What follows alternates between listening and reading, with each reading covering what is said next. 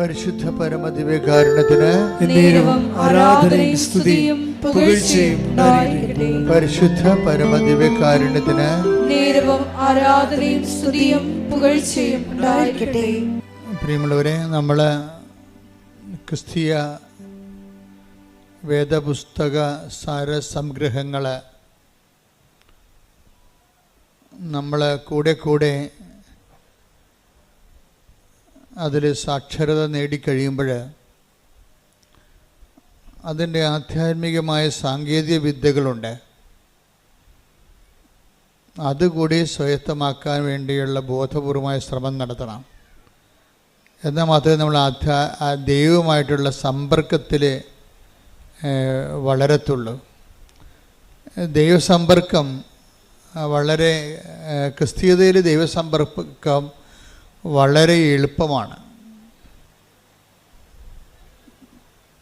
എന്നുവെച്ചാൽ ഇപ്പം നിനക്കൊരു കൺഫ്യൂഷൻ ഉണ്ടായി, ദൈവം നിന്നെ സഹായിക്കും. ക്രിസ്തീയതയിൽ ദൈവത്തിൻ്റെ പേര് സഹായകനെന്നാണ് ശരിക്കും. പരിശുദ്ധാത്മാവിനെ കുറിച്ച് പറയുമ്പോൾ അവൻ എന്നേക്കും നിങ്ങളുടെ കൂടെ ഉണ്ടായിരിക്കും. എൻ്റെ പിതാവ് അയക്കുന്ന സഹായകൻ എന്നേക്കും നിങ്ങളുടെ കൂടെ ഉണ്ടായിരിക്കും. അപ്പോൾ ദൈവത്തിന് സഹായത്തിൻ്റെ ഒരു കൗണ്ടറുണ്ട്, ഒരു ഔട്ട്ലെറ്റ്. അപ്പോൾ ദൈവത്തിൻ്റെ മനസ്സ് നിങ്ങൾക്ക് മനസ്സിലായില്ലേ? നമ്മളെ ഏത് വിധേനയും നമ്മൾ അകപ്പെട്ടു പോയാൽ നമ്മളെ സഹായിക്കണമെന്നുള്ളൊരു മനസ്സിൽ നിന്നാണ് ഈ സഹായകൻ എന്നുള്ള കോൺസെപ്റ്റൊക്കെ പരിശുദ്ധാത്മാവ് നമുക്ക് ഈശോ വെളിപ്പെടുത്തി തന്നിരിക്കുന്നത്. Take the bed of God, സഹായകൻ. ശ്രുതിക്കട്ടെ, ഹല്ലേലൂയ ഹല്ലേലൂയ ഹല്ലേലൂയ ഹല്ലേലൂയ. യേശുവേ നന്ദി, ഹല്ലേലൂയ ഹല്ലേലൂയ ഹല്ലേലൂയ ഹല്ലേലൂയ ഹല്ലേലൂയ ഹല്ലേലൂയ.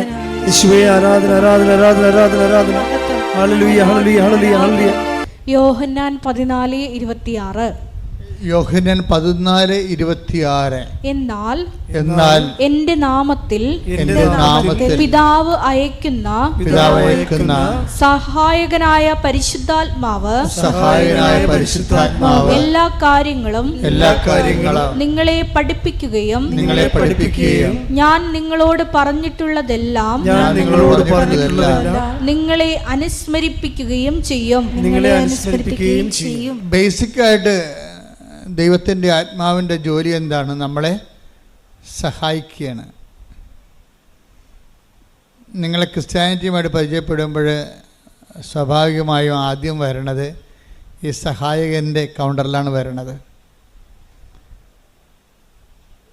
കർത്താവിൻ്റെ മൗലികമായ ദൈവത്തിൻ്റെ മൗലികമായ പ്രവർത്തനങ്ങൾ, അടിസ്ഥാന പ്രവർത്തനങ്ങൾ ഒന്നാണ് സഹായം.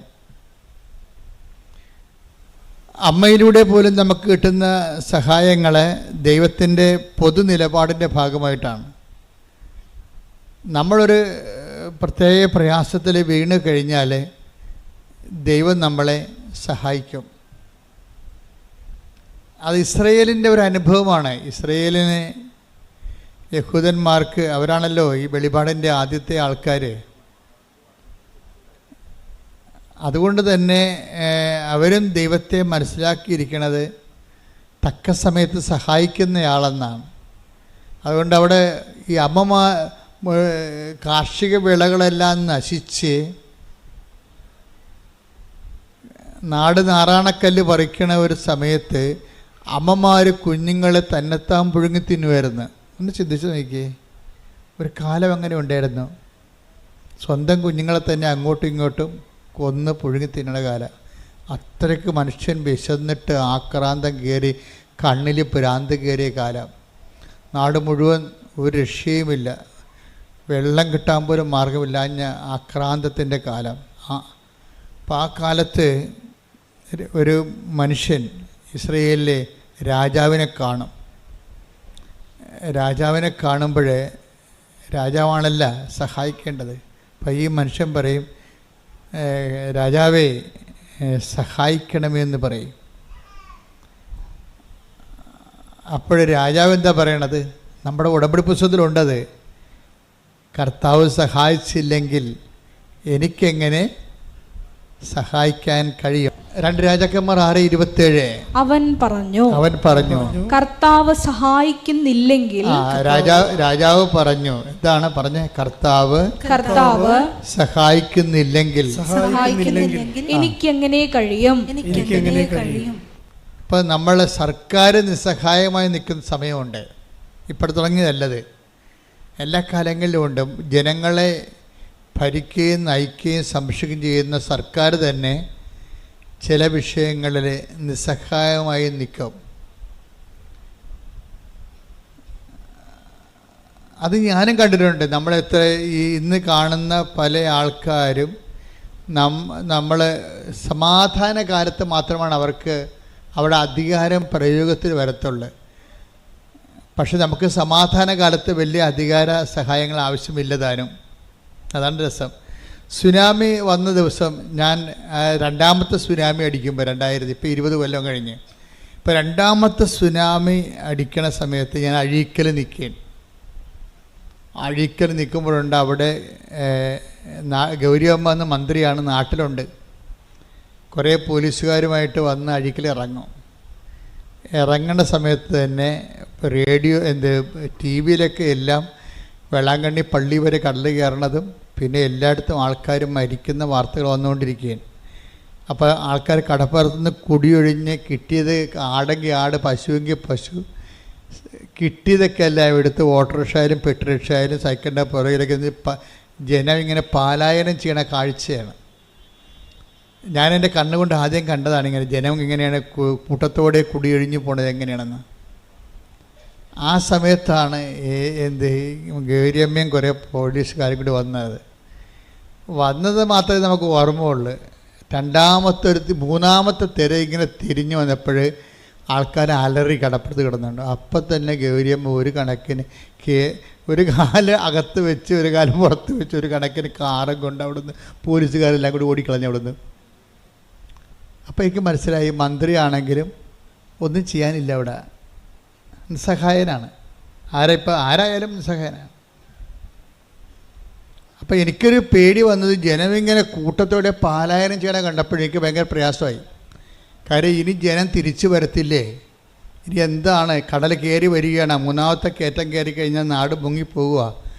അപ്പോഴും ഞാൻ നോക്കിയപ്പോഴും എൻ്റെ മുമ്പിലുണ്ടായത് ഈ മദർ തെരേസയുടെ കുറേ കന്യാസിമാരാണ്. അവർ 3-4 പേര് മനക്കോടത്തുനിന്ന് വന്ന് അഴീക്കെ നിൽക്കുകയാണ് ഈ ദുരന്തം കണ്ട്. ഞാൻ ഉടനെ, അവർ കുറച്ച് പ്രാർത്ഥനയൊക്കെ ഉള്ളവരാണല്ലോ, ഒന്നുമില്ലെങ്കിൽ പ്രാർത്ഥന അല്ലെങ്കിൽ അവർ നല്ല പ്രവർത്തനങ്ങളുള്ള ആൾക്കാരാണ്. അപ്പം പ്രവർത്തനം പ്രയോഗം എല്ലാം പ്രഖ്യാപനത്തിൻ്റെ ഒരു ഭാഗമാണ്. അപ്പോൾ അവർക്ക് ബലമുണ്ടാകും, ദൈവതിരുസന്നിധിയിൽ അവർക്ക് ബലമുണ്ട്. അപ്പം ഞാൻ ഉടനെ അവരെയും വിളിച്ചുകൊണ്ട് കടലിലോട്ട് ചെന്ന്. അപ്പോൾ എൻ്റെ മനസ്സിലുണ്ട് എന്താ വെച്ചാൽ വേറെ അവിടെ കാഴ്ചക്കാരിക്കാവുന്നല്ലാതെ ദൈവത്തിൻ്റെ ആൾക്കാർക്കല്ലാതെ അവിടെ ഒന്നും ചെയ്യാനില്ല. അത് നമ്മൾ കണ്ടതാണ്, നേരെ കണ്ട സംഭവമാണ്. അപ്പം ഞാൻ 4 കന്യാസിമാരെയും വിളിച്ചുകൊണ്ട് കടലിലോട്ട് ചെന്നിട്ട് എന്താ ചെയ്യണമെന്ന് വെച്ചാൽ അവിടെ മുട്ടിൽ നിന്നിട്ട് ഇവരുടെ ഈ കന്യാസിമാരുടെ കൈ അപ്പുറത്തും കോർത്ത് പിടിച്ചുകൊണ്ട് ഞങ്ങൾ സ്വർഗസ്ഥനായ പിതാവ് നന്മ നിറഞ്ഞുറയും ചൊല്ലി. എന്നിട്ട് ഞാൻ പറഞ്ഞത് ഒറ്റ കാര്യമേ ഉള്ളൂ, കർത്താവേ, ജോബിൻ്റെ പുസ്തകത്തിൽ എഴുതിയിട്ടുണ്ട്, എന്താണ്, കടലിന് ഓടാമ്പൽ വെച്ചത് നീയാണെന്ന്. നീ ഇന്ന് ഓടാമ്പൽ വെച്ചില്ലെങ്കിൽ ഈ ജനം ഉണ്ടാകത്തില്ല. അതായത് കടലിന് ഓടാമ്പൽ വെക്കുന്നത് കർത്താവാണെന്ന് ജോബിൻ്റെ പുസ്തകത്തിലുള്ളതാണ്. ഈ വചനങ്ങൾ പഠിക്കുന്നതിൻ്റെ ഉദ്ദേശം തക്ക സമയത്ത് നമുക്കത് പ്രയോഗിക്കാൻ വേണ്ടിയാണ്. എൻ്റെ മനസ്സിൽ പരിശുദ്ധാത്മാവ് എൻ്റെ ഒരു സഹായം തന്നതാണ്. എന്താണ്? ഈ വചനം ഓർക്കടാ, ഈ വചനം ഓർത്ത് പ്രാർത്ഥിക്കാൻ പറഞ്ഞു. ആ വചനം ഞാൻ ഓർത്തപ്പോഴേ അത് സഹായമാണ് ശരിക്കും. പരിശുദ്ധാത്മാവിൻ്റെ വചനം ഓർപ്പിച്ചു തരുമെന്നാണ് പറഞ്ഞത്. എന്താണ്? ഞാൻ പഠിപ്പിച്ചിട്ടുള്ള നിങ്ങളെ അനുസ്മരിപ്പിക്കുകയും ചെയ്യും. Take the bed of God. ശ്രുതികട്ടെ ഹല്ലേലൂയ. യോഹന്നാൻ 14:26. യോഹന്നാൻ 14:26 എന്നാൽ എന്റെ നാമത്തിൽ പിതാവ് അയക്കുന്ന സഹായകനായ പരിശുദ്ധാത്മാവ് എല്ലാ കാര്യങ്ങളും നിങ്ങളെ പഠിപ്പിക്കുകയും ഞാൻ നിങ്ങളോട് പറഞ്ഞിട്ടുള്ളതെല്ലാം നിങ്ങളെ അനുസ്മരിപ്പിക്കുകയും ചെയ്യും. ഈ അനുസ്മരണ ഒരു സഹായമായിട്ടാണ് അവിടെ വെളിപാട് കൊള്ളണത്. നിങ്ങൾക്ക് തക്ക സമയത്ത് പ്രാർത്ഥിക്കാൻ വചനങ്ങൾ വേണം. കാര്യം നമ്മൾ വായിത്തൊന്നെ വിളിച്ച് പ്രാർത്ഥിക്കണ പോലെ അല്ല വചനം പ്രാർത്ഥിക്കണത്. വചനം പ്രാർത്ഥിക്കുമ്പോൾ വചനത്തിലുള്ളത് എല്ലാം ദൈവത്തിൻ്റെ വാഗ്ദാനങ്ങളാണുള്ളത്. അപ്പോൾ ഞാൻ നിങ്ങളെ അനുസ്മരിപ്പിക്കുമെന്ന് പറഞ്ഞു കഴിഞ്ഞാൽ വാഗ്ദാനമാണത്. അപ്പോൾ ദൈവം ഇപ്പം നമുക്കറിയാമല്ലോ, ബ്ലോക്കിലായാലും പഞ്ചായത്തിലായാലും നമുക്ക് ഇഷ്ടമുള്ള പോയി ചോദിക്കാൻ പറ്റത്തില്ല. ബ്ലോക്കിൽ ചെന്നിട്ടും പറയണേ എനിക്ക് ഓസ്ട്രേലിയയിൽ പോകണം, കുറച്ച് ലോൺ തരാൻ പറഞ്ഞാൽ പറയും അത് നിങ്ങൾ പോലെ ബാങ്കിൽ പോയി അന്വേഷിക്കാൻ പറയും. ബ്ലോക്കുകാരെ തരുക. ഇവിടെ വല്ല ഇറച്ചിക്ക് ഒഴിയുക, പശുവിനെ കുത്തുവെക്കുക, വല്ല പരിപാടി ഉണ്ടെങ്കിൽ ചെയ്യാം. അത് ബ്ലോക്കിൽ ചെന്നിട്ട് നമ്മൾ ഉടനെ ഓസ്ട്രേലിയയിൽ പോകണം ലോൺ തരണമെന്ന് അവർ തരുക? തരത്തില്ല. അത് വെച്ച് കഴിഞ്ഞാൽ അവർ അതിൻ്റെ പ്രൊവിഷൻ ഇല്ല. നമ്മളെപ്പോഴും ദൈവവചനം പറഞ്ഞ് പ്രാർത്ഥിക്കുമ്പോഴുള്ള ഗുണമെന്ന് പറയുന്നത് ദൈവവചനത്തിൽ അതിൻ്റെ പ്രൊവിഷനുണ്ട്. എന്താണ് നിനക്ക് കിട്ടണമെന്നറിയാം. നമുക്കൊരു വാഗ്ദാനം തന്നിട്ടുണ്ട്. അപ്പോൾ നിങ്ങളോട് അരമണിക്കൂർ വചനം വായിക്കാൻ പറഞ്ഞിട്ടില്ലേ? അരമണിക്കൂർ എന്ന് പറയുമ്പോൾ ഈ അരമണിക്കൂർ ഇങ്ങനെ നിങ്ങൾ നോവൽ വായിക്കണ പോലെ വായിച്ചു പോകാനല്ല ഞാൻ ഉദ്ദേശിക്കുന്നത്. നിങ്ങളൊരു 5 മിനിറ്റ് വായിച്ചിട്ട് അത് തന്നെ ആവർത്തിച്ച് വായിക്കണം. പിടികിട്ടിയ 5 മിനിറ്റ് വായിക്കണം. വായിച്ചിട്ട് പിന്നെ എന്ത് ചെയ്യണം? ആവർത്തിച്ച് വായിക്കണം. ആവർത്തിച്ച് വായിക്കുമ്പോൾ ഏതെങ്കിലും ഒരു വചനത്തിൽ നിങ്ങൾക്ക് അനോയിൻറ്റിങ് കിട്ടും. വചനത്തിൽ അങ്ങനെ ഒരു പ്രശ്നമുണ്ട്. നമ്മൾ ഒരു 5-8-10 അമ്മമാർ നിൽക്കുകയാണെന്ന് വിചാരിച്ചോ. അപ്പോൾ നമ്മൾ പെറ്റ നമ്മുടെ കുഞ്ഞ് ഇങ്ങനെ വരുമ്പോൾ എല്ലാ അമ്മമാരെയും നോക്കും. എന്നിട്ട് ആ കൊച്ചിൻ്റെ അമ്മയെ കാണുമ്പോഴാണ് ആ കൊച്ചിങ്ങനെ കൈ പൊക്കണത്. അപ്പോൾ ഉടനെ അമ്മ വാരിയെടുക്കും അതിനെ. അതുപോലെ ചില വചനങ്ങൾക്ക് നമ്മളെ കാണുമ്പോൾ അഭിഷേകം ഉണ്ടാവും. നമ്മൾക്കതിൻ്റെ അഭിഷേകം കിട്ടും. ഉടനെ ആ വചനം നമ്മൾ പറയും അത് കാണാതെ പഠിക്കാൻ പറയും. ആ വചനം കാണാതെ പഠിക്കാൻ പറയും. അങ്ങനെ വചനം പഠിക്കണത്. അല്ല ഞാൻ വചനപ്പെട്ടി എടുത്തിട്ട് കുറേ വചനം കാണാതെ പഠിച്ചേക്കാം. അല്ലെങ്കിൽ ഞാൻ വചനം വായിക്കുമ്പോൾ അങ്ങോട്ട് വായിച്ച് പോയേക്കാം. അങ്ങനെ വായിച്ചാൽ നിങ്ങൾ അങ്ങനെ വായിച്ച് പോയിക്കൊള്ളും. എവിടെ പോകണം നമുക്ക് ആർക്ക് അവർ പിടിയും കിട്ടത്തില്ല. എങ്ങോട്ടാണ് പോകണമെന്ന് അറിയാൻ പറ്റത്തില്ല. വായിച്ച് പോകാനല്ല നോക്കേണ്ടത്. വചനം 5 മിനിറ്റ് എടുത്തിട്ട് അരമണിക്കൂർ 5 മിനിറ്റ് എടുത്തിട്ട് ആ വചനം റിപ്പീറ്റ് ചെയ്ത് വായിക്കണം. ആവർത്തിച്ച് വായിക്കണം. ഞാൻ ദൈവവുമായിട്ട് ഇടപഴകുകയാണെന്നുള്ള ബോധം ഉണ്ടാകണം. അല്ലാതെ ഒരു പുസ്തകം വായിക്കണം തോന്നരുത്. നമുക്ക് വായിക്കാം. അപ്പം അതുപോലെ ഒരു ബൈബിളും വായിക്കാം. അങ്ങനെ വായിച്ച അഭിഷേകം ഉണ്ടാകത്തില്ല. ഞാൻ എൻ്റെ ദൈവത്തിൻ്റെ ദൈവത്തോട് ഇത് വാക്കുകൾ കേട്ടുകൊണ്ടിരിക്കുകയാണ്. വായിക്കുമ്പോൾ ഞാൻ കേട്ടുകൊണ്ടിരിക്കുകയാണ്. ഞാൻ ദൈവത്തെ കേൾക്കുകയാണ് എന്ന് പറയുമ്പോൾ ഭക്തി തോന്നണം. ഭക്തി ഉണ്ടാകും അല്ലേ? ഞാൻ ദൈവത്തെ കേൾക്കുകയാണ്, അല്ലെങ്കിൽ ദൈവം എന്നോട് സംസാരിക്കുകയാണ് എന്ന് നമുക്കൊരു ബോധത്തിൽ വേണം വചനം വായിക്കാൻ. 5 മിനിറ്റ് വായിച്ചിട്ട് പിന്നെ റിപ്പറ്റീഷൻ ആയിരിക്കണം അതിൻ്റെ. അങ്ങനെ റെപ്പറ്റീഷൻ ആയി കഴിഞ്ഞാൽ ഈ നമ്മൾ ആവർത്തിക്കുന്ന ഏതെങ്കിലും വചനത്തിൽ വെച്ച് നമുക്ക് ഒരു അഭിഷേകം ഉണ്ടാകും. അത് നമ്മുടെ മനസ്സിലിങ്ങനെ തങ്ങി നിൽക്കും.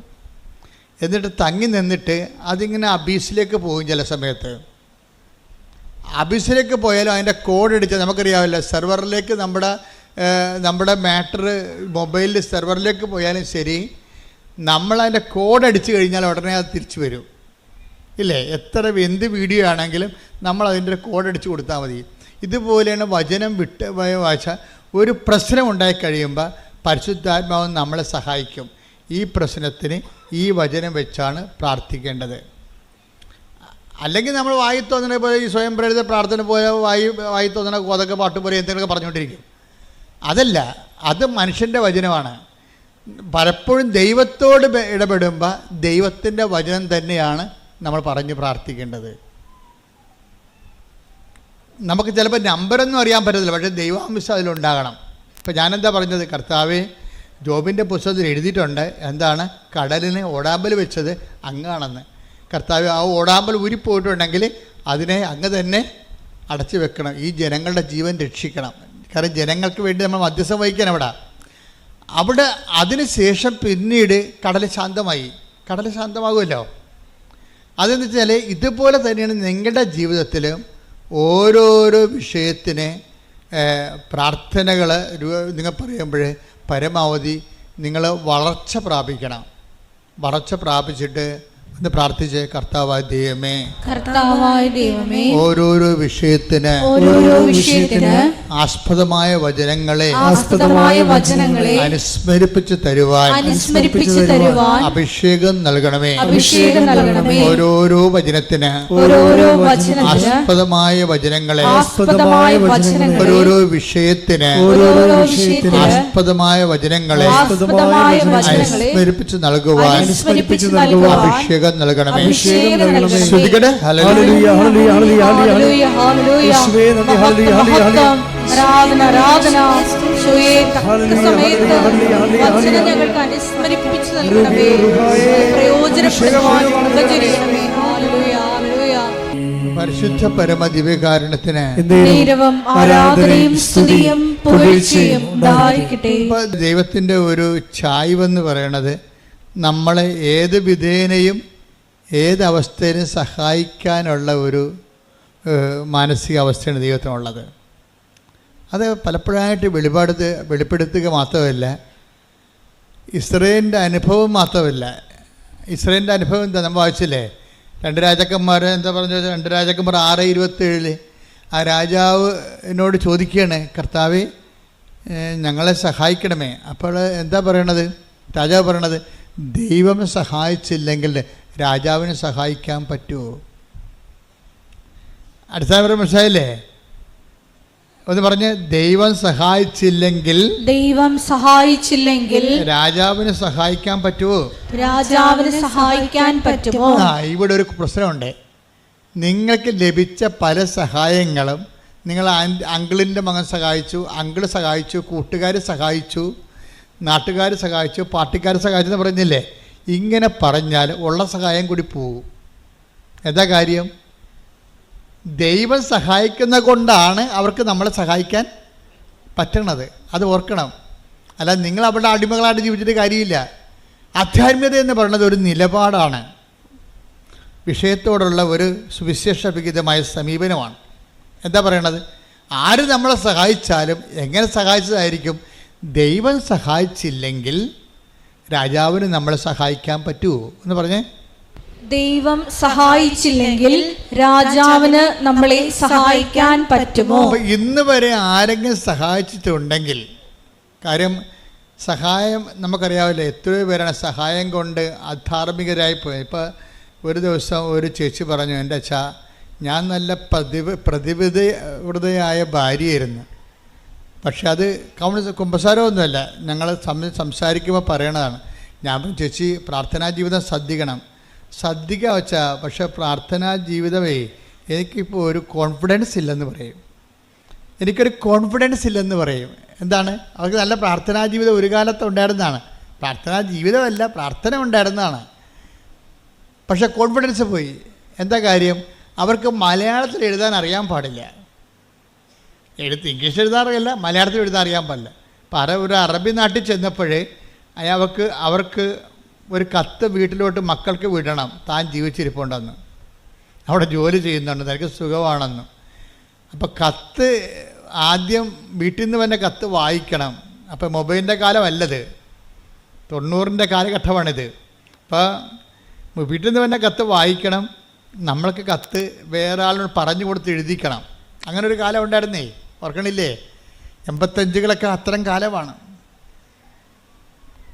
പക്ഷേ എന്ത് പറ്റി? ഈ എഴുതാൻ വന്നവൻ പറഞ്ഞു അവനോട് ശാരീരികമായ ബന്ധമില്ലെങ്കിൽ മറുപടി എഴുതത്തില്ലെന്ന് പറഞ്ഞു. അവസാനം എന്ത് ചെയ്ത്? അവിടെ സഹായിക്കാൻ അവൻ മാത്രമേ ഉണ്ടായിരുന്നുള്ളൂ അവിടെ. അതുകൊണ്ട് അവർ ശാരീരികമായ ബന്ധം ഉണ്ടായി. നോക്കിയേ, അതോടുകൂടി അവിടെ കൃപ പോയി. അപ്പം സഹായിച്ചതാണ്, അവനാണ് സഹായിച്ചത്.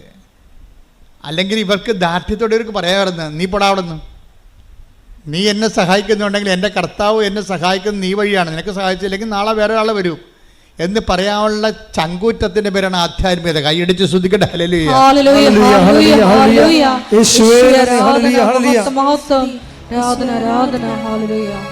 വിശ്വാസത്തിൻ ആത്മാവേ വരേണമേ, ആശ്വാസത്തിൻ ആത്മാവേ വരേണമേ, വിശ്വാസത്തിൻ ആത്മാവേ വരേണമേ, ആശ്വാസത്തിൻ ആത്മാവേ വരേണമേ, പാവനാത്മാവേ പരിശുദ്ധാത്മാവേ എന്റെ ഹൃദയത്തിൽ വന്നു വാഴണേ. പരിശുദ്ധ പരമദിവ്യകാരുണ്യത്തിന് നേരവും ആരാധനയും സ്തുതിയും പുകഴ്ചയും ഉണ്ടായിരിക്കട്ടെ. ആധ്യാത്മികത എന്ന് പറയുന്നത് ഒരു കുറച്ച് പ്രാർത്ഥനകളുടെ സംഹിതയല്ല, മറിച്ച് എന്താണ്, ഒരു ജീവിത വിഷയങ്ങളുള്ള ദൈവ കേന്ദ്രീകൃതമായ ഒരു നിലപാടാണ്. അതാണ് ഈ രാജാവ് പറയണത്. നീ എന്നോട് സഹായം ചോദിക്കുന്നു, പക്ഷേ ഞാൻ രാജാവാണ്, എനിക്ക് നിന്നെ സഹായിക്കാം. പക്ഷേ കർത്താവ് നിന്നെ സഹായിച്ചില്ലെങ്കിൽ എൻ്റെ സഹായം വ്യർത്ഥമാണ്. അത് ഇസ്രയേലിന് അറിയാം. യഹൂദ ജനതയ്ക്ക് മുഴുവൻ അറിയാം. വെളിപാട് ജനതയാണ് അവരെ. അവർക്ക് ദൈവത്തിൻ്റെ വഴികളെക്കുറിച്ച് അറിയാം. അതുകൊണ്ടാണ് അവരെന്താ പറയണത്? അവർ പറയുന്നത് നമ്മുടെ സഹായം കർത്താവിൻ്റെ നാമത്തിൽ, അല്ലേ? 121 സങ്കീർത്തനം വായിച്ചേ, 121:1 വായിച്ചേ. 121 സങ്കീർത്തനം 1-2 തിരുവചനങ്ങൾ. പർവ്വതങ്ങളിലേക്ക് ഞാൻ കണ്ണുകൾ ഉയർത്തുന്നു. സങ്കീർത്തനമാണ്. കൈ ഉയർത്തിക്കൊണ്ട് ഇങ്ങനെ പറഞ്ഞേ, പർവ്വതങ്ങളിലേക്ക് ഞാൻ കണ്ണുകൾ ഉയർത്തുന്നു, എനിക്ക് സഹായം എവിടെ നിന്ന് വരും? എനിക്ക് സഹായം കർത്താവിൽ നിന്ന് വരുന്നു. ആകാശവും ഭൂമിയും സൃഷ്ടിച്ച കർത്താവിൽ നിന്ന്. അപ്പോൾ ഇത് ഇസ്രയേൽ അനുഭവങ്ങളിൽ നിന്ന് പഠിച്ചതാണ്. അപ്പോൾ നിങ്ങളെടുക്കണം, ഇപ്പം നിങ്ങൾ ഉടമ്പടി കഴിയുമ്പോൾ ഒത്തിരിയേറെ ആൾക്കാർക്ക് അനുഭവങ്ങളും അതിശയങ്ങളും അനുഗ്രഹങ്ങളും സംഭവിക്കും. പക്ഷെ അതിനെല്ലാം ഓരോ വ്യക്തികളാണ് ദൈവം ഉപയോഗിക്കണത്. പക്ഷേ നിങ്ങളെ സഹായിക്കണത് ആ വ്യക്തികളല്ല. ആരാണ് സഹായിക്കണത്? കർത്താവാണ് സഹായിക്കണത്. നിങ്ങൾ അറിഞ്ഞിട്ട് കർത്താവിനേക്കാൾ വലിയ ഭക്തി ആ വ്യക്തികൾക്ക് കൊടുക്കും. അങ്ങനെയാണ് നിങ്ങൾ പണി മേടിക്കണത്. മനസ്സിലായില്ലേ? നിങ്ങൾ ഉടമ്പടിയോട് കൂടി ഒത്തിരി പേര് നിങ്ങളെ സഹായിക്കും. ഒരു കാലത്തും ബന്ധമില്ലാത്ത, കണ്ടിട്ട് പോലും ഇല്ലാത്ത ആൾക്കാർ സഹായിക്കും. പക്ഷെ സഹായിക്കണത് എങ്ങനെയാണ്? പക്ഷെ ആ സമയത്ത് എന്താ സംഭവിക്കണത്? കർത്താവാണ് അവരെ നിങ്ങളെ സഹായിക്കണമെന്നുള്ള ബോധം നിങ്ങൾക്ക് ഉണ്ടാകണം. കാര്യം ക്രിസ്ത്യാനിറ്റിയിൽ അങ്ങനെ ദൈവങ്ങളൊന്നുമില്ല. കാണുന്നവരെല്ലാം ഭഗവാനെന്ന് പറയുന്നത് പൊതുധാരണയിൽ ഇന്ത്യൻ സംസ്കാരത്തിൻ്റെ ഭാഗമാണ്. പക്ഷെ വരുന്ന പ്രോബ്ലം എന്ന് പറയണത്, നമ്മൾ ഈ ചത്തുപോണ മനുഷ്യർ പലപ്പോഴും നമ്മളൊന്ന് സഹായിച്ചെന്നും പറഞ്ഞ് നമ്മൾ ഉടനെ എടുത്തവരെ ദൈവത്തിൻ്റെ സ്ഥാനത്ത് വെക്കും. നിങ്ങളെനിക്ക് ദൈവത്തെ പോലെയാണെന്ന് പറയും. അങ്ങനെ ഒരിക്കലും പറഞ്ഞു കഴിഞ്ഞാൽ അത് മാരകമായ പാപം, 1-ാം പ്രമാണ ലംഘനമാണ്. അതായത് നിൻ്റെ കർത്താവായ ദൈവം ഞാനാകുന്നു, ഞാനല്ലാതെ മറ്റൊരു ദൈവം നിനക്കുണ്ടാവരുത്. എന്താ കാര്യം? ദൈവത്തിൻ്റെ സ്ഥാനം അറിഞ്ഞോ അറിയാതെയോ അലപരാധികളായ മനുഷ്യർക്ക് കൊടുക്കും. അങ്ങനെ ഉണ്ടെങ്കിൽ അത് നിങ്ങൾ ആരായാൽ തന്നെയും നിങ്ങൾ ദൈവത്തോട് മാപ്പ് ചോദിക്കണം. പ്രാർത്ഥിക്കുക. കർത്താവായ ദൈവമേ, ഒരു സഹായം കിട്ടിയതിന്റെ പേരിൽ നിന്നെ മറന്ന് നിന്റെ മഹത്വം സൃഷ്ടിക്കപ്പെട്ട മനുഷ്യന് കൊടുത്തിട്ടുണ്ടെങ്കിൽ എന്റെ ജീവിതത്തിലെ ഞാൻ ആ തിന്മ ആവർത്തിക്കയില്ലെന്ന് പറഞ്ഞുകൊണ്ട് മാപ്പിനായി അപേക്ഷിക്കുന്നു. ആരാധന മഹത്വം മഹത്വം ആരാധന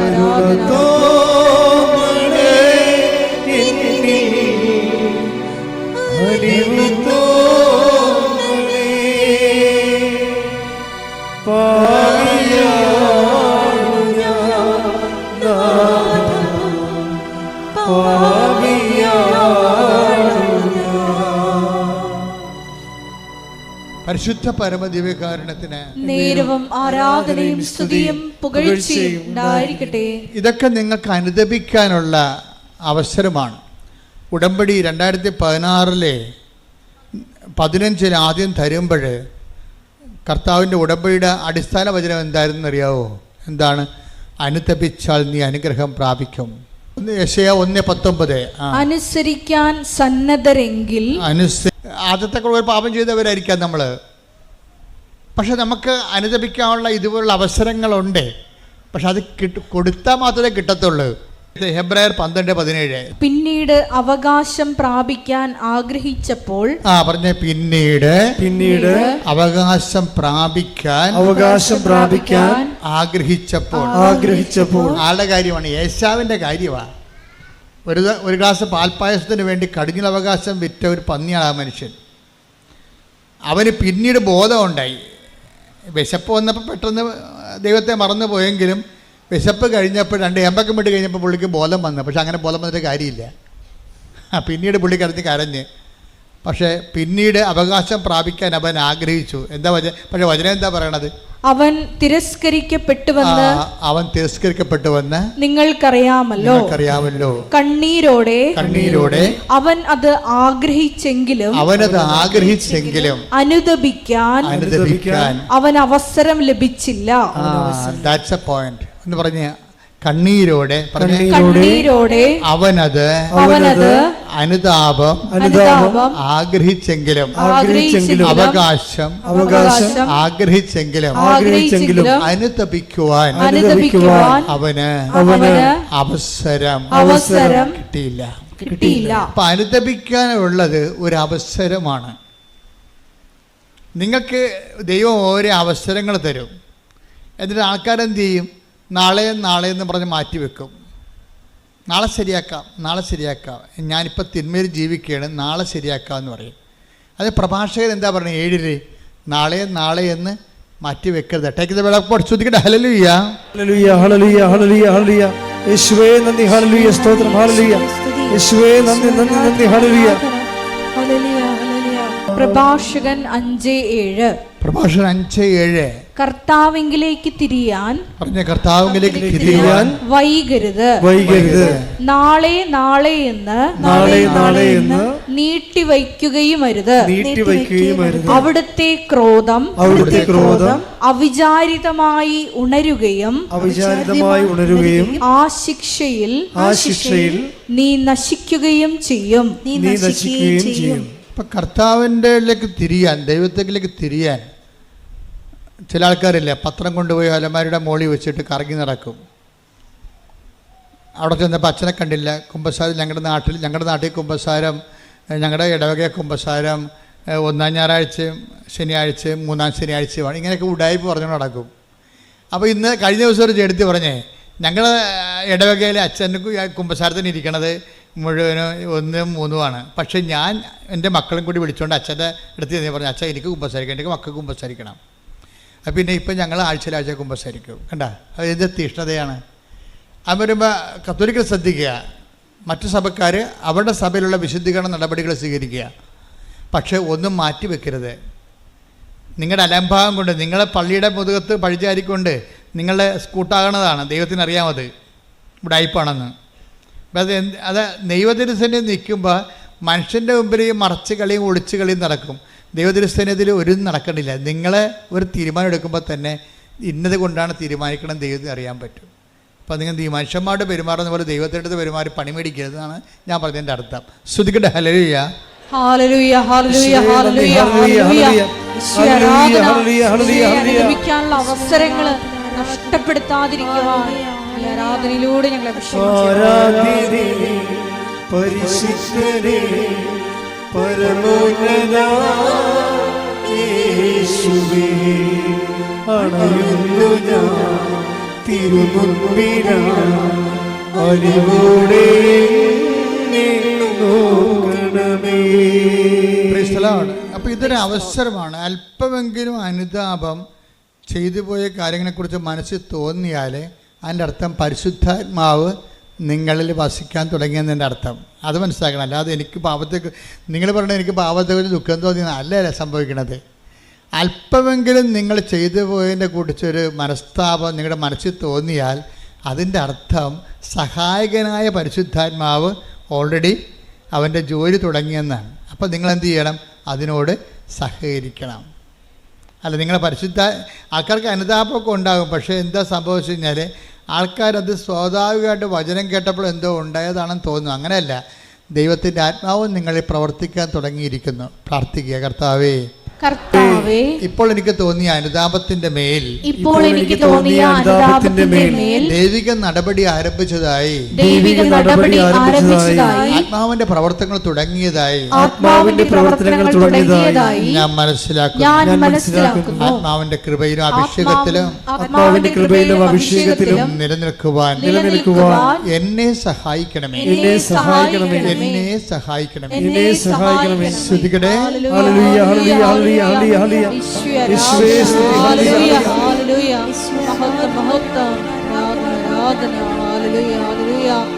പരിശുദ്ധ പരമദിവ്യകാരുണ്യത്തിന്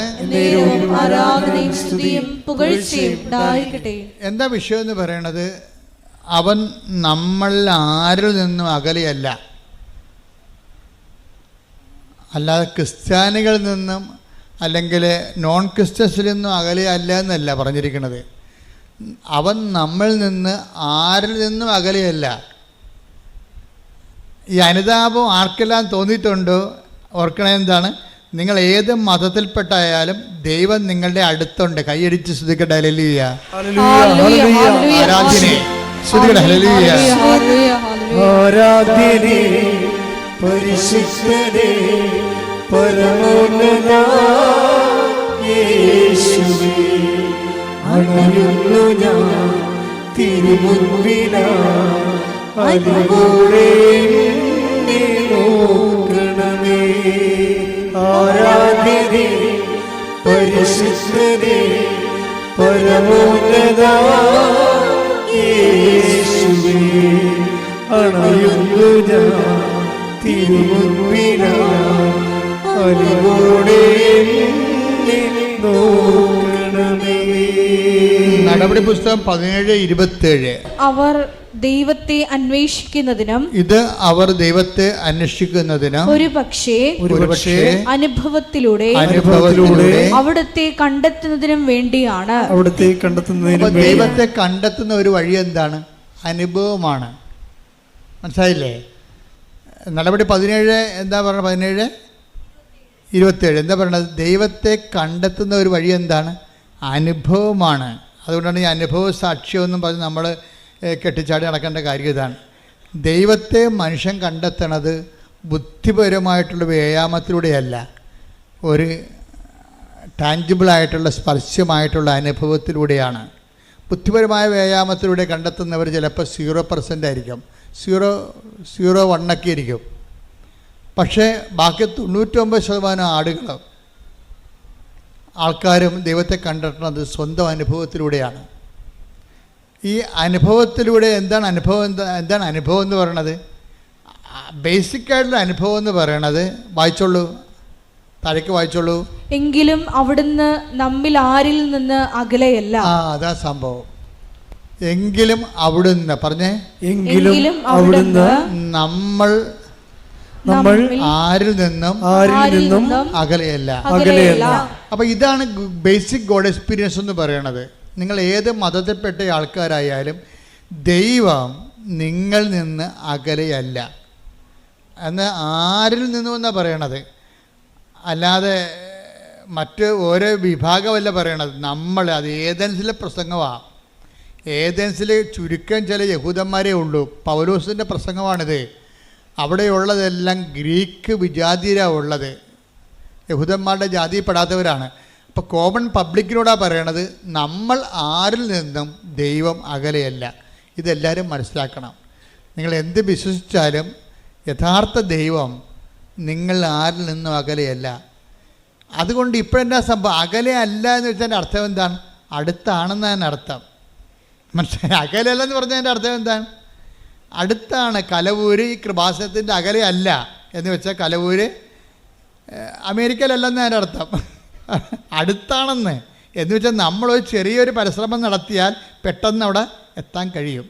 അപ്പം ദൈവത്തിൻ്റെ അനുഭവങ്ങളെന്ന് പറയണത് യമ നിയമ ആസന പ്രാണായാമ പ്രത്യാസന നിധിധ്യാസന സമാധിയിലൂടെ 9 കൊല്ലം കാത്തിരിക്കേണ്ട കാര്യങ്ങളില്ലെന്നാണ് പറയണത്. വളരെ ദൈവത്തിന് വളരെ സിമ്പിളായിട്ടാണ് കൊടുക്കണത്. എന്താ കാര്യം? നമ്മൾ ആരിൽ നിന്നും അകലെയല്ല. നമ്മൾ ചെറിയൊരു പരിശ്രമം നമ്മുടെ ഭാഗത്തു നിന്നുണ്ടെങ്കിൽ ദൈവം നമ്മുടെ അടുത്തുണ്ട്, തൊടാൻ നമുക്ക് പറ്റും. ഈ പരിശ്രമമായി ചെറിയൊരു പരിശ്രമമാണ് ഉടമ്പടി ചെയ്യണത്. മനസ്സിലായോ? ഇപ്പോൾ ഉടമ്പടി ചെയ്യണത് എന്താണ്? ബേസിക്കായിട്ട് നമ്മളിൽ നിന്ന് ആരിൽ നിന്നും അകലെ അല്ലാത്ത ദൈവത്തിനെ, എന്ന് വെച്ചാൽ നമ്മുടെ അടുത്ത് തന്നെയുള്ള ദൈവത്തിനെ പെട്ടെന്ന് അനുഭവിക്കാനുള്ള ഒരു ചെറിയ സ്റ്റെപ്പാണ് നമ്മൾ ഉടമ്പടി ചെയ്യണത്. എന്താണ്? അവൻ പറയണത് പോലെ ചെയ്യുക, പ്രാർത്ഥിക്കുക. കർത്താവായ ദൈവമേ, അവൻ പറയണ പോലെ ചെയ്തുകൊണ്ട് ഞങ്ങളിൽ ആരിൽ നിന്നും അകലെയല്ലാത്ത ദൈവത്തെ, അടുത്തുള്ള ദൈവത്തെ അനുഭവിക്കുവാൻ നല്ല ഉടമ്പടി സാക്ഷികളായി മാറാൻ ഞങ്ങളെ അഭിഷേകം ചെയ്യണമേ. ശ്രുതികടേ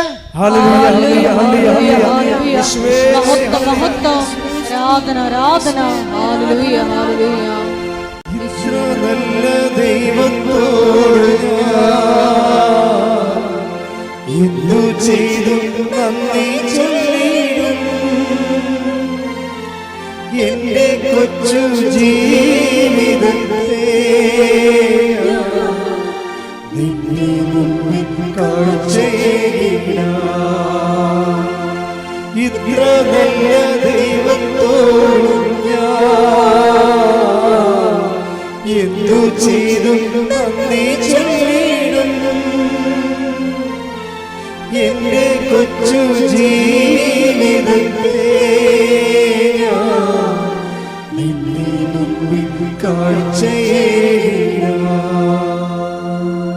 ഇപ്പോൾ യഹോബരായർ 12:17 നമ്മൾ വായിച്ചതാണ്. എന്താണ്? അനുദപിക്കാനുള്ള അവസരം ഏശാവിന് ദൈവം കൊടുത്തില്ല. കാര്യം ചില ആൾക്കാർക്ക് അനുദപിക്കാനുള്ള അവസരം കൊടുക്കത്തില്ല. എന്താ കാര്യം? ദൈവം അവസരം തന്നാൽ മാത്രമേ അനുതാപം തോന്നത്തുള്ളൂ. ഏശാവിന് അനുതാപത്തിന് അവസരം കൊടുത്തില്ല, അയാൾക്ക് ഒന്നും തോന്നിയില്ലെന്നാണ്. എന്തുകൊണ്ടാണെന്ന് വെച്ച് കഴിഞ്ഞാൽ നമ്മൾ വീണ്ടും വീണ്ടും പാപം ചെയ്യുമെന്നും ഇത് ചുമ്മാ ഒരു അഭ്യാസത്തിന് വേണ്ടി IELTS പാസ്സാകാനോ വീട് വിൽക്കാനോ ജപ്തിയിൽ നിന്ന് രക്ഷപ്പെടാൻ വേണ്ടിയുള്ള ഉടമ്പടി പ്രയോഗമാണ്. അല്ലാതെ ജീവിതത്തിൽ ദൈവത്തെ ക്ഷണിക്കാൻ ഉദ്ദേശിക്കുന്നില്ല. അകലെ നിന്നോട് ദൈവത്തിൻ്റെ അനുഗ്രഹം അടിച്ചു മാറ്റി വയറ്റിപ്പിഴപ്പിന് ജീവിക്കാനാണെന്ന് ദൈവത്തിന് തോന്നിയാൽ നമുക്ക് അനുതാപം തോന്നത്തില്ല. അവസരമാണിത്, പക്ഷേ നമുക്ക് അനുതാപം തോന്നത്തില്ല, നമുക്കത് ഫീൽ ചെയ്യത്തില്ല. നമുക്ക് ഫീൽ ചെയ്തിട്ടില്ലെങ്കിൽ ആദ്യം ഫീൽ ചെയ്യാൻ ആളാരാണെന്നറിയാവോ? ആദമാണ് ആദ്യത്തെ മനുഷ്യൻ്റെ പക്ഷെ എന്താണ് അതിന് ദൈവം അവനോട് ചോദിച്ചു. എന്താ ചോദിച്ചത്? പാപം കഴിഞ്ഞപ്പോൾ ദൈവത്തിൻ്റെ വചനത്തോടാണ് അനുസരണം കാട്ടിയത്. ബേസിക്കായിട്ട് എന്താണ് ആദത്തിൻ്റെ പാപം? ഉടമ്പടി വിരുദ്ധമായ പാപമാണ്. എന്താണ്? അവൻ പറയണ പോലെ ചെയ്യുന്നതാണ് ഉടമ്പടി, അവൻ പറയണ പോലെ ചെയ്യാത്തതാണ് പാപം. ക്ലിയർ അല്ലേ? പാദത്തിൻ്റെ പാപം എന്താണ്? ഉടമ്പടിയുടെ ബ്രേക്ക്മെൻറ്റാണ് വരുന്നത്. അതിൻ്റെ അകത്ത് ദൈവവും മനുഷ്യനും ഉണ്ടായ കാലം മുതലുള്ള നടപടിക്രമം ഉടമ്പടിയാണ്. ചിലപ്പോൾ ഉടമ്പടിയും ദൈവം പറയത്തില്ല, പക്ഷെ പറയണ പോലെ ചെയ്യാൻ പറയും. ആദം പറയണ പോലെ ചെയ്തില്ല, ഉടമ്പടി ബ്രേക്ക് ചെയ്തു. പക്ഷേ ആദ്യത്തിന് എന്ത് പറ്റി? അവസരം കൊടുത്തില്ല.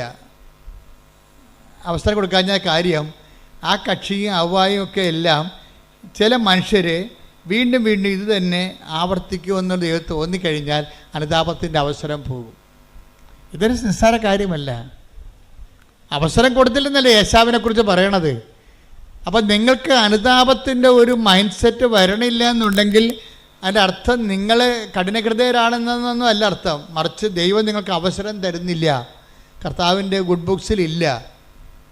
ഇത് കയറിപ്പറ്റണമെങ്കിൽ കുറച്ച് പണിയാണ്. പക്ഷേ ഉടമ്പടി വൃത്തിമേനമായിട്ട് ദൈവസ്നേഹത്തോടെ ചെയ്യണമെങ്കിൽ തിരിച്ചു വരാൻ പറ്റും. ഇപ്പം നമ്മൾ പേപ്പട്ടി കടിച്ചു കഴിഞ്ഞാലുള്ള മരുന്ന് എന്താ? പേപ്പട്ടിയുടെ റാബിസിനെ തന്നെയാണ് കുത്തിവെക്കണത്, ഇല്ലേ? എപ്പോഴും കറണ്ടല്ലോ. പേപ്പട്ടി കടിച്ച ആൾക്കാർക്ക് അതിനുള്ള അല്ലെങ്കിൽ അതിൻ്റെ ഗോവസൂരി പ്രയോഗം എന്നൊക്കെ പറഞ്ഞുകൊണ്ട് വസൂരിക്ക് മരുന്ന് കണ്ടുപിടിച്ചില്ലേ? എന്താ കണ്ടുപിടിക്കണത്? വസൂരിയുടെ അണുക്കളെ തന്നെയാണ് കുത്തിവെക്കണത്. അപ്പോൾ അത് ബോഡി പാർട്ടാക്കി മാറ്റിയിട്ട് ബോഡി പാർട്ടിനെ കൊണ്ട് കയറി വന്നിരിക്കുന്ന ഫോറിൻ മാറ്ററിനെ നശിപ്പിച്ച് കളയുന്ന പരിപാടിയാണ്. അതുപോലെ തന്നെയാണ് ഉടമ്പടി ബ്രേക്ക് ചെയ്ത് ദൈവത്തിൻ്റെ വചനം ബ്രേക്ക് ചെയ്ത് കഴിഞ്ഞാൽ പിന്നെ അതിൻ്റെ ഒരു റെക്ടിഫിക്കേഷൻ എന്താണ്? ദൈവത്തിൻ്റെ വചനം തന്നെ പാലിച്ചാണ് നമ്മൾ തിരിച്ചു വരുന്നത്. കൈയടിക്കട്ടെ, ശ്രുതിക്കട്ടെ, ഹല്ലേലൂയ. ഹല്ലേലൂയ, ഹല്ലേലൂയ, ഹല്ലേലൂയ.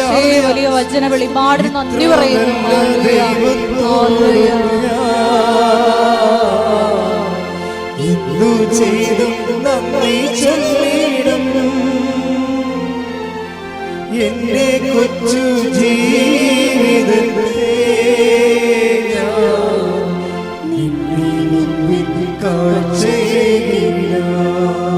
അപ്പം നിങ്ങൾ ചോദിക്കാം, ഉടമ്പടി ദൈവത്തിൻ്റെ വചനം തെറ്റിച്ച് ജീവിക്കുമ്പോൾ, ഉടമ്പടി ബ്രേക്ക് ആകുമ്പോൾ നമ്മൾ പാപാവസ്ഥയിൽ വരുന്ന, പിന്നെ അതിനെ റീഫണ്ട് ചെയ്യാൻ, അതിനെ പ്രതിരോധിക്കാൻ വേണ്ടി നമുക്ക് പിന്നെ അടുത്ത ആൻറ്റി വെനമെന്ന് പറഞ്ഞ സംഭവം എന്താണ്? ഉടമ്പടി പാലിച്ചുകൊണ്ട് ദൈവവചനം നിറവേറ്റുന്നതാണ് ഇതിനെ അതിജീവിക്കാനുള്ള തന്ത്രം. അതാണ് ഈ എപ്പോഴും ഉടമ്പടിയിൽ നിന്ന് ദൈവം മാറാത്തതിൻ്റെ കാരണം അതാണ്. ഉടമ്പടി ഒരേ സമയം തന്നെ ആഹാരവുമാണ്, മരുന്നുമാണ്. ശ്രുതിക്കട്ടെ, ഹല്ലേലൂയ, ഹല്ലേലൂയ, ഹല്ലേലൂയ, ഹല്ലേലൂയ, ഹല്ലേലൂയ. നന്ദി യേശുവേ, ആരാധന, മഹത്വം, ആരാധന, ആരാധന. ഹല്ലേലൂയ. പരിശുദ്ധ പരമ ദിവ്യകാരുണ്യത്തിന് ദൈവം ആരാധനയും സ്തുതിയും പുകഴ്ചയും ഉണ്ടായിരിക്കട്ടെ. പക്ഷെ ഒരു പ്രശ്നം എന്ന് പറഞ്ഞാലേ, ചില ആൾക്കാരോട് ഉടമ്പടി എടുത്താൽ തന്നെയും ദൈവം അത് അക്സെപ്റ്റ് ചെയ്യത്തില്ല, ആക്ടിവേറ്റ് ആക്കത്തില്ല. ഇല്ലേ? ആക്ടിവേറ്റ് ആകത്തില്ല. അത് നമ്മൾ ശ്രദ്ധിക്കണം. ഉടമ്പടി ആർക്ക് വേണമെങ്കിലും എടുക്കാൻ വന്ന് ഇടിച്ചു തല്ലി എടുക്കുക, നേരത്തെ പോകാൻ വേണ്ടി ബഹളം ഉണ്ടാക്കുകയോ വണ്ടിക്കാരെ വിളിക്കുമെന്ന് പറഞ്ഞുകൊണ്ട് ഇവിടുത്തെ കൗണ്ടറിനെ ഭീഷണിപ്പെടുത്തുകയോ എന്ത് വേണമെങ്കിലും ചെയ്യാം.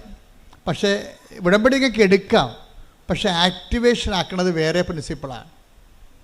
അതെപ്പോഴും നമ്മൾ ശ്രദ്ധിക്കണം. നിങ്ങൾ ഉടമ്പടിയിൽ ആദ്യമേ തന്നെ കയറി ഞാനങ്ങ് സാക്ഷ്യം പറയത്തില്ല, പിന്നെ അവിടെയൊക്കെ ഒന്ന് ആൾക്കാരെ വിളിച്ചു പോകാനാ, വല്ല പണിയൊന്നുമില്ലേ എന്ന് പറഞ്ഞുകൊണ്ടാണ് നിങ്ങൾ ഉടമ്പടി എടുക്കണമെങ്കിൽ ദൈവം അത് ആക്ടിവേറ്റ് ആക്കത്തില്ല. കാര്യം ഈ പന്നി വയറ്റിപ്പഴപ്പിന് വേണ്ടി മാത്രം കയറി വന്നിരിക്കുന്നതാണ്, ദൈവത്തിന് പണി കൊടുക്കാൻ വേണ്ടി വന്നിരിക്കുകയാണ്. ദൈവത്തിനെ മഹത്വപ്പെടുത്തുക, മറ്റുള്ളവരെ വിശ്വാസത്തിലേക്ക് വളർത്തുക, അതൊന്നും ഇവരുടെ പരിപാടിയല്ല. ഇവരുടെ പരിപാടി സ്വന്തം വയറ്റിപ്പഴപ്പ് മാത്രമേ ഉള്ളെന്ന് പറഞ്ഞാൽ ഈ സാധനം ആക്ടിവേറ്റ് ആക്കത്തില്ല. കാര്യം എന്താണ്? ഉടമ്പടി എടുക്കാത്തത് ഇതിന് തുല്യമായിട്ട് നിൽക്കും സാധനം. കാര്യം അവസരം എന്നാണ്. അതാണ് അവസരം. 12:17 എന്താ പറയണത്?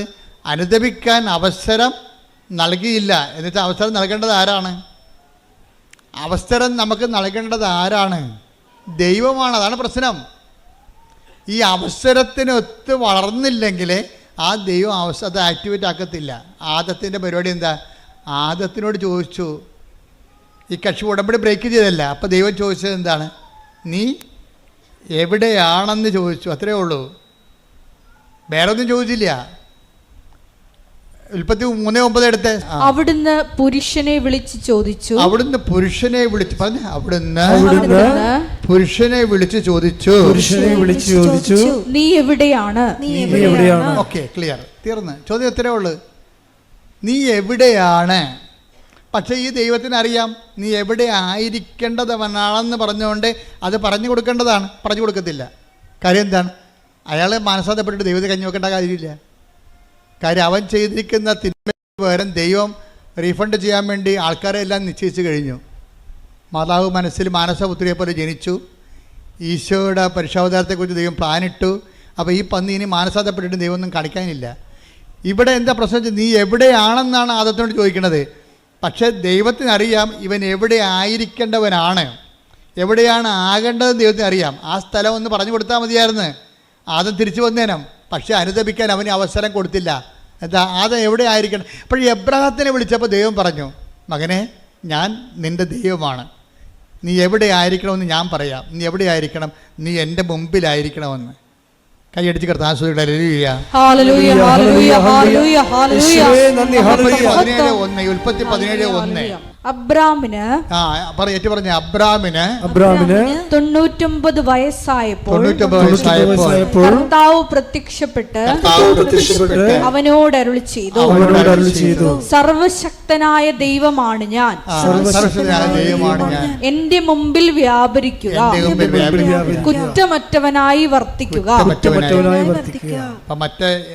അതായത് ആദത്തിനോട് ഇത് പറയാമായിരുന്നു. എന്താണ്? നീ കുറ്റമറ്റവനായിട്ട് വ്യാപരിച്ചാൽ എൻ്റെ മുമ്പിൽ നിനക്ക് വ്യാപരിക്കാൻ പറ്റുമെന്ന്. അപ്പോൾ ആദത്തിനോട് എവിടെയാണെന്നേ ചോദിച്ചുള്ളൂ. പക്ഷേ എവിടെയാണ് ആയിരിക്കണമെന്ന് ദൈവത്തിൻ്റെ കയ്യിൽ ഉത്തരവുണ്ട്. പക്ഷേ ഈ പാവത്തിനോട് അത് പറയണില്ല. പക്ഷേ എബ്രാഹത്തിനോട് പറഞ്ഞു. എന്താ കാര്യം? എബ്രാഹാം വിശ്വസിക്കുമെന്നും ഉടമ്പടി പാലിക്കുമെന്നും ദൈവത്തിന് അറിയാം.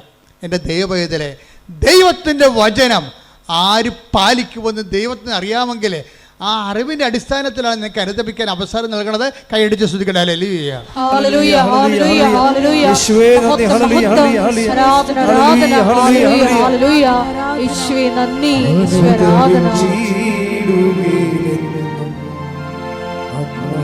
അനുഗ്രഹ നദി പോലെ ഒഴുകും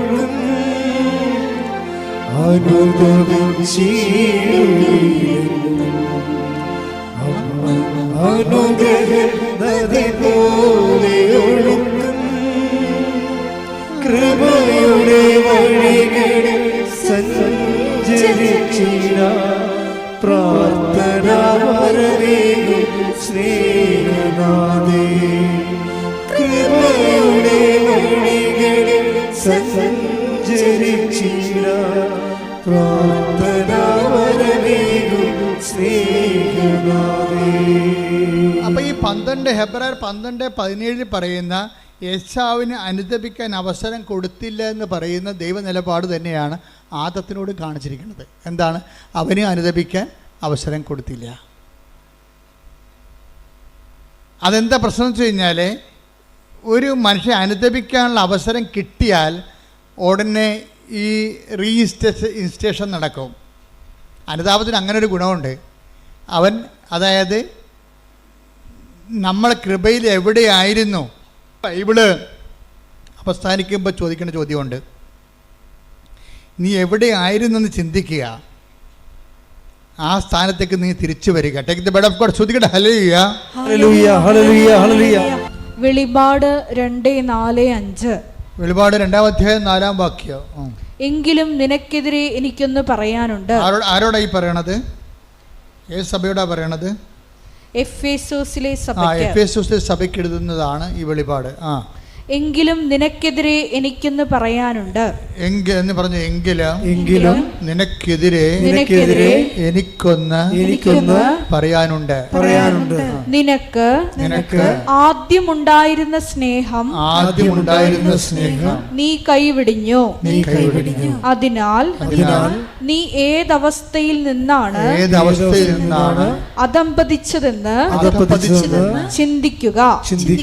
അനുദപിച്ച് ആദ്യത്തെ പ്രവൃത്തികൾ ചെയ്യുക. അനുതാപത്തിന്റെ ഒരു പ്രശ്നം അതാണ് വെച്ചാൽ, അനുതാപം അത്ഭുതകരമായ ഫലമാണ്. നിന്റെ പഴയ കൃപയിലേക്ക് നിന്നെ തിരിച്ചു കൊണ്ടുവരും. കൈയടിച്ച് ശ്രദ്ധിക്കട്ടെ. ഹല്ലേലൂയ, ഹല്ലേലൂയ, ഹല്ലേലൂയ, ഹല്ലേലൂയ. മഹത്വം, മഹത്വം, ആരാധന, ആരാധന, ഹല്ലേലൂയ, ഹല്ലേലൂയ, ആരാധന, ഹല്ലേലൂയ, ഹല്ലേലൂയ, ഹല്ലേലൂയ. ആരാധ്യനേ, പരിശുദ്ധനേ, പരമോന്നത യേശുവേ, അണയുന്നു ഞാൻ തിരുമുൻപിലായി, അറിവോടെ എന്നെ നോക്കണമേ. ആരാധ്യനേ, പരിശുദ്ധനേ, പരമോന്നത യേശുവേ, അണയുന്നു ഞാൻ തിരുമുൻപിലായി, അറിവോടെ എന്നെ നോക്കണമേ. അതായത് കൃപ പുനരുദ്ധരിക്കാനുള്ള ആദ്യ നടപടി എന്ന് പറയുന്നത് അനുതാപമാണ്. ഒരുപക്ഷെ ഞാൻ പറയും അവസാന നടപടിയും അത് തന്നെയാണ്. നമ്മൾ സ്നേഹമുള്ള ദൈവത്തോട് കഴിഞ്ഞ ദിവസങ്ങളിലെ ദൈവത്തിൻ്റെ സ്നേഹം പറഞ്ഞപ്പോഴാണ് ഒരു രസമുണ്ടായി. അപ്പോൾ ഞാനെൻ്റെ മുറി ഇരിക്കിയിരുന്നു. അപ്പോൾ ഒരു ഈച്ച വന്നിട്ട് എൻ്റെ മുഖത്തടിക്കുന്നുണ്ട്. എൻ്റെ മുറിയിൽ അങ്ങനെ ഈച്ച കയറേണ്ട കാര്യമില്ല. പിന്നെ ആരെങ്കിലും ഇവരെ കിച്ചൻകാർ കാപ്പിയും കൊണ്ട് കയറുമ്പോൾ അതിൻ്റെ കൂടെ കയറി പോരണം. അപ്പോൾ എനിക്കാണെങ്കിൽ ഭയങ്കര അലർജിയാണ് ഈ ഈച്ചയെ കാണുന്നത്. ഈച്ച വന്നിട്ട് എൻ്റെ നെറ്റിക്കടിച്ചുകൊണ്ടിരിക്കുകയാണ്. അപ്പോൾ ഞാനിങ്ങനെ തട്ടി കളയുന്നുണ്ട്. പിന്നെയും ഞാൻ ഇരുന്നുകൊണ്ട് എഴുതുക, വരയ്ക്കുകയൊക്കെ വായിക്കുകയൊക്കെ ചെയ്യുന്നുണ്ട്. പിന്നെ ഈച്ച ചെവിയെ വന്നിരിക്കും. അപ്പോൾ ഇവിടെ കൊടുക്കും അടി. അപ്പോൾ പിന്നെ ഈച്ച ഇവിടെ വന്നിരിക്കും. ഈച്ചയുടെ അവസ്ഥ അറിയാമല്ല, ഒരു ബുദ്ധിയും ബോധവും ഇല്ലാത്ത സാധനം. അത് നമ്മളെ ടാർഗറ്റ് ചെയ്താൽ പിന്നെ നമ്മളേക്കൊന്നും പോകത്തില്ല. അപ്പോൾ എനിക്കാണെങ്കിൽ വിറഞ്ഞിരിക്കുകയാണ്. അപ്പം ഞാനുടനെ വിറഞ്ഞാലും ഞാൻ കർത്താവിനെ വിളിക്കും. ഞാൻ പറഞ്ഞു, കർത്താവേ, ഈ സാധനം ചത്ത് വീഴണമെന്നുണ്ടെങ്കിൽ ഇപ്പം ചത്ത് വീഴണം, ഒറ്റടി വെച്ച് കൊടുക്കും. എൻ്റെ നെറ്റിക്ക് വന്നിരിക്കുമ്പോൾ ഞാൻ കർത്താവിനോട് പറയണതാണ്. ഇപ്പോൾ കർത്താവിടെ ഇരിപ്പുണ്ടല്ല, ഇപ്പോൾ മേമ്പൊടി ഈ ആൾക്കാരിങ്ങനെ കൊച്ചു കഥ പറഞ്ഞ പോലെ പറയുകയില്ല, ഉള്ള സത്യമേ പറയത്തുള്ളൂ. അതായത് ഞാൻ എൻ്റെ നെറ്റിക്ക് വന്നിരുന്നപ്പോൾ ഞാൻ പറഞ്ഞു, കർത്താവേ, ഞാൻ എന്നെ അടിക്കാൻ പോവുകയാണ്, ഈ ചത്ത് വീഴണത് ആണ് നിൻ്റെ തിരുമനസ്സെങ്കിൽ ഇപ്പം ചത്ത് വീഴണമെന്ന് പറയും. ഞാൻ ഒറ്റടി വെച്ച് കൊടുത്ത് എൻ്റെ കണ്ണട 2 കഷ്ണമായിപ്പോയി. എന്തിപ്പോൾ അറിയാനാണ്. ഞാനും മനോജും ഡ്രൈവറും കൂടി ഉടനെ കണ്ണടയും പിടിച്ച് അത് ഉണ്ടാക്കിയ സ്ഥലത്തേക്ക് പോയി, ചേർത്തല വാങ്ങിച്ച സ്ഥലത്തേക്ക്. ഞാൻ 2 കഷ്ണമായി പോയി നിങ്ങൾ തന്ന കണ്ണട. ഞാൻ അടിച്ചതാണെന്നുള്ളതാണ് സത്യമാണ്. ഞാൻ അവരോട് മറച്ചൊന്നും വെച്ചില്ല. പക്ഷേ ഈ കണ്ണട ഇനി എന്തെങ്കിലും ചെയ്യാൻ പറ്റുമോ, അതോ വേറെ കണ്ണട വാങ്ങിക്കണമെന്ന് ചോദിച്ചപ്പോൾ അവർ പറയണത് ഇത് ഞങ്ങളുടെ കണ്ണട അല്ലെന്ന്.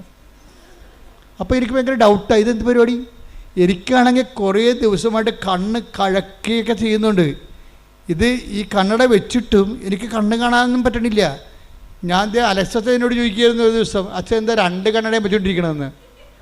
അതാണ് അലസത്തിന്. അതേ പോകുമ്പോൾ ഞാൻ 2 കണ്ണടയും വെച്ചുകൊണ്ടിരിക്കുകയാണ്. എന്താ കാര്യം, ഒരു കണ്ണട ഓൺലൈനിൽ വരുത്തിച്ച് ഒരു ഈ റീഡിങ് ക്ലാസ്, ഈ ക്ലാസ്സിൻ്റെ കൂടെ വേറൊരു റീഡിങ് ക്ലാസ് കൂടി വെച്ചിട്ട് പോലും അക്ഷരങ്ങൾ ഡബിളായിട്ട് കാണുന്നു. എന്നാലും വേറെ മാർഗ്ഗമൊന്നുമില്ല, കാശ് കൊടുത്ത് മേടിച്ചതല്ലേ, ഇത്രയും നാളല്ലേ അയാൾ മേടിച്ചിട്ട്.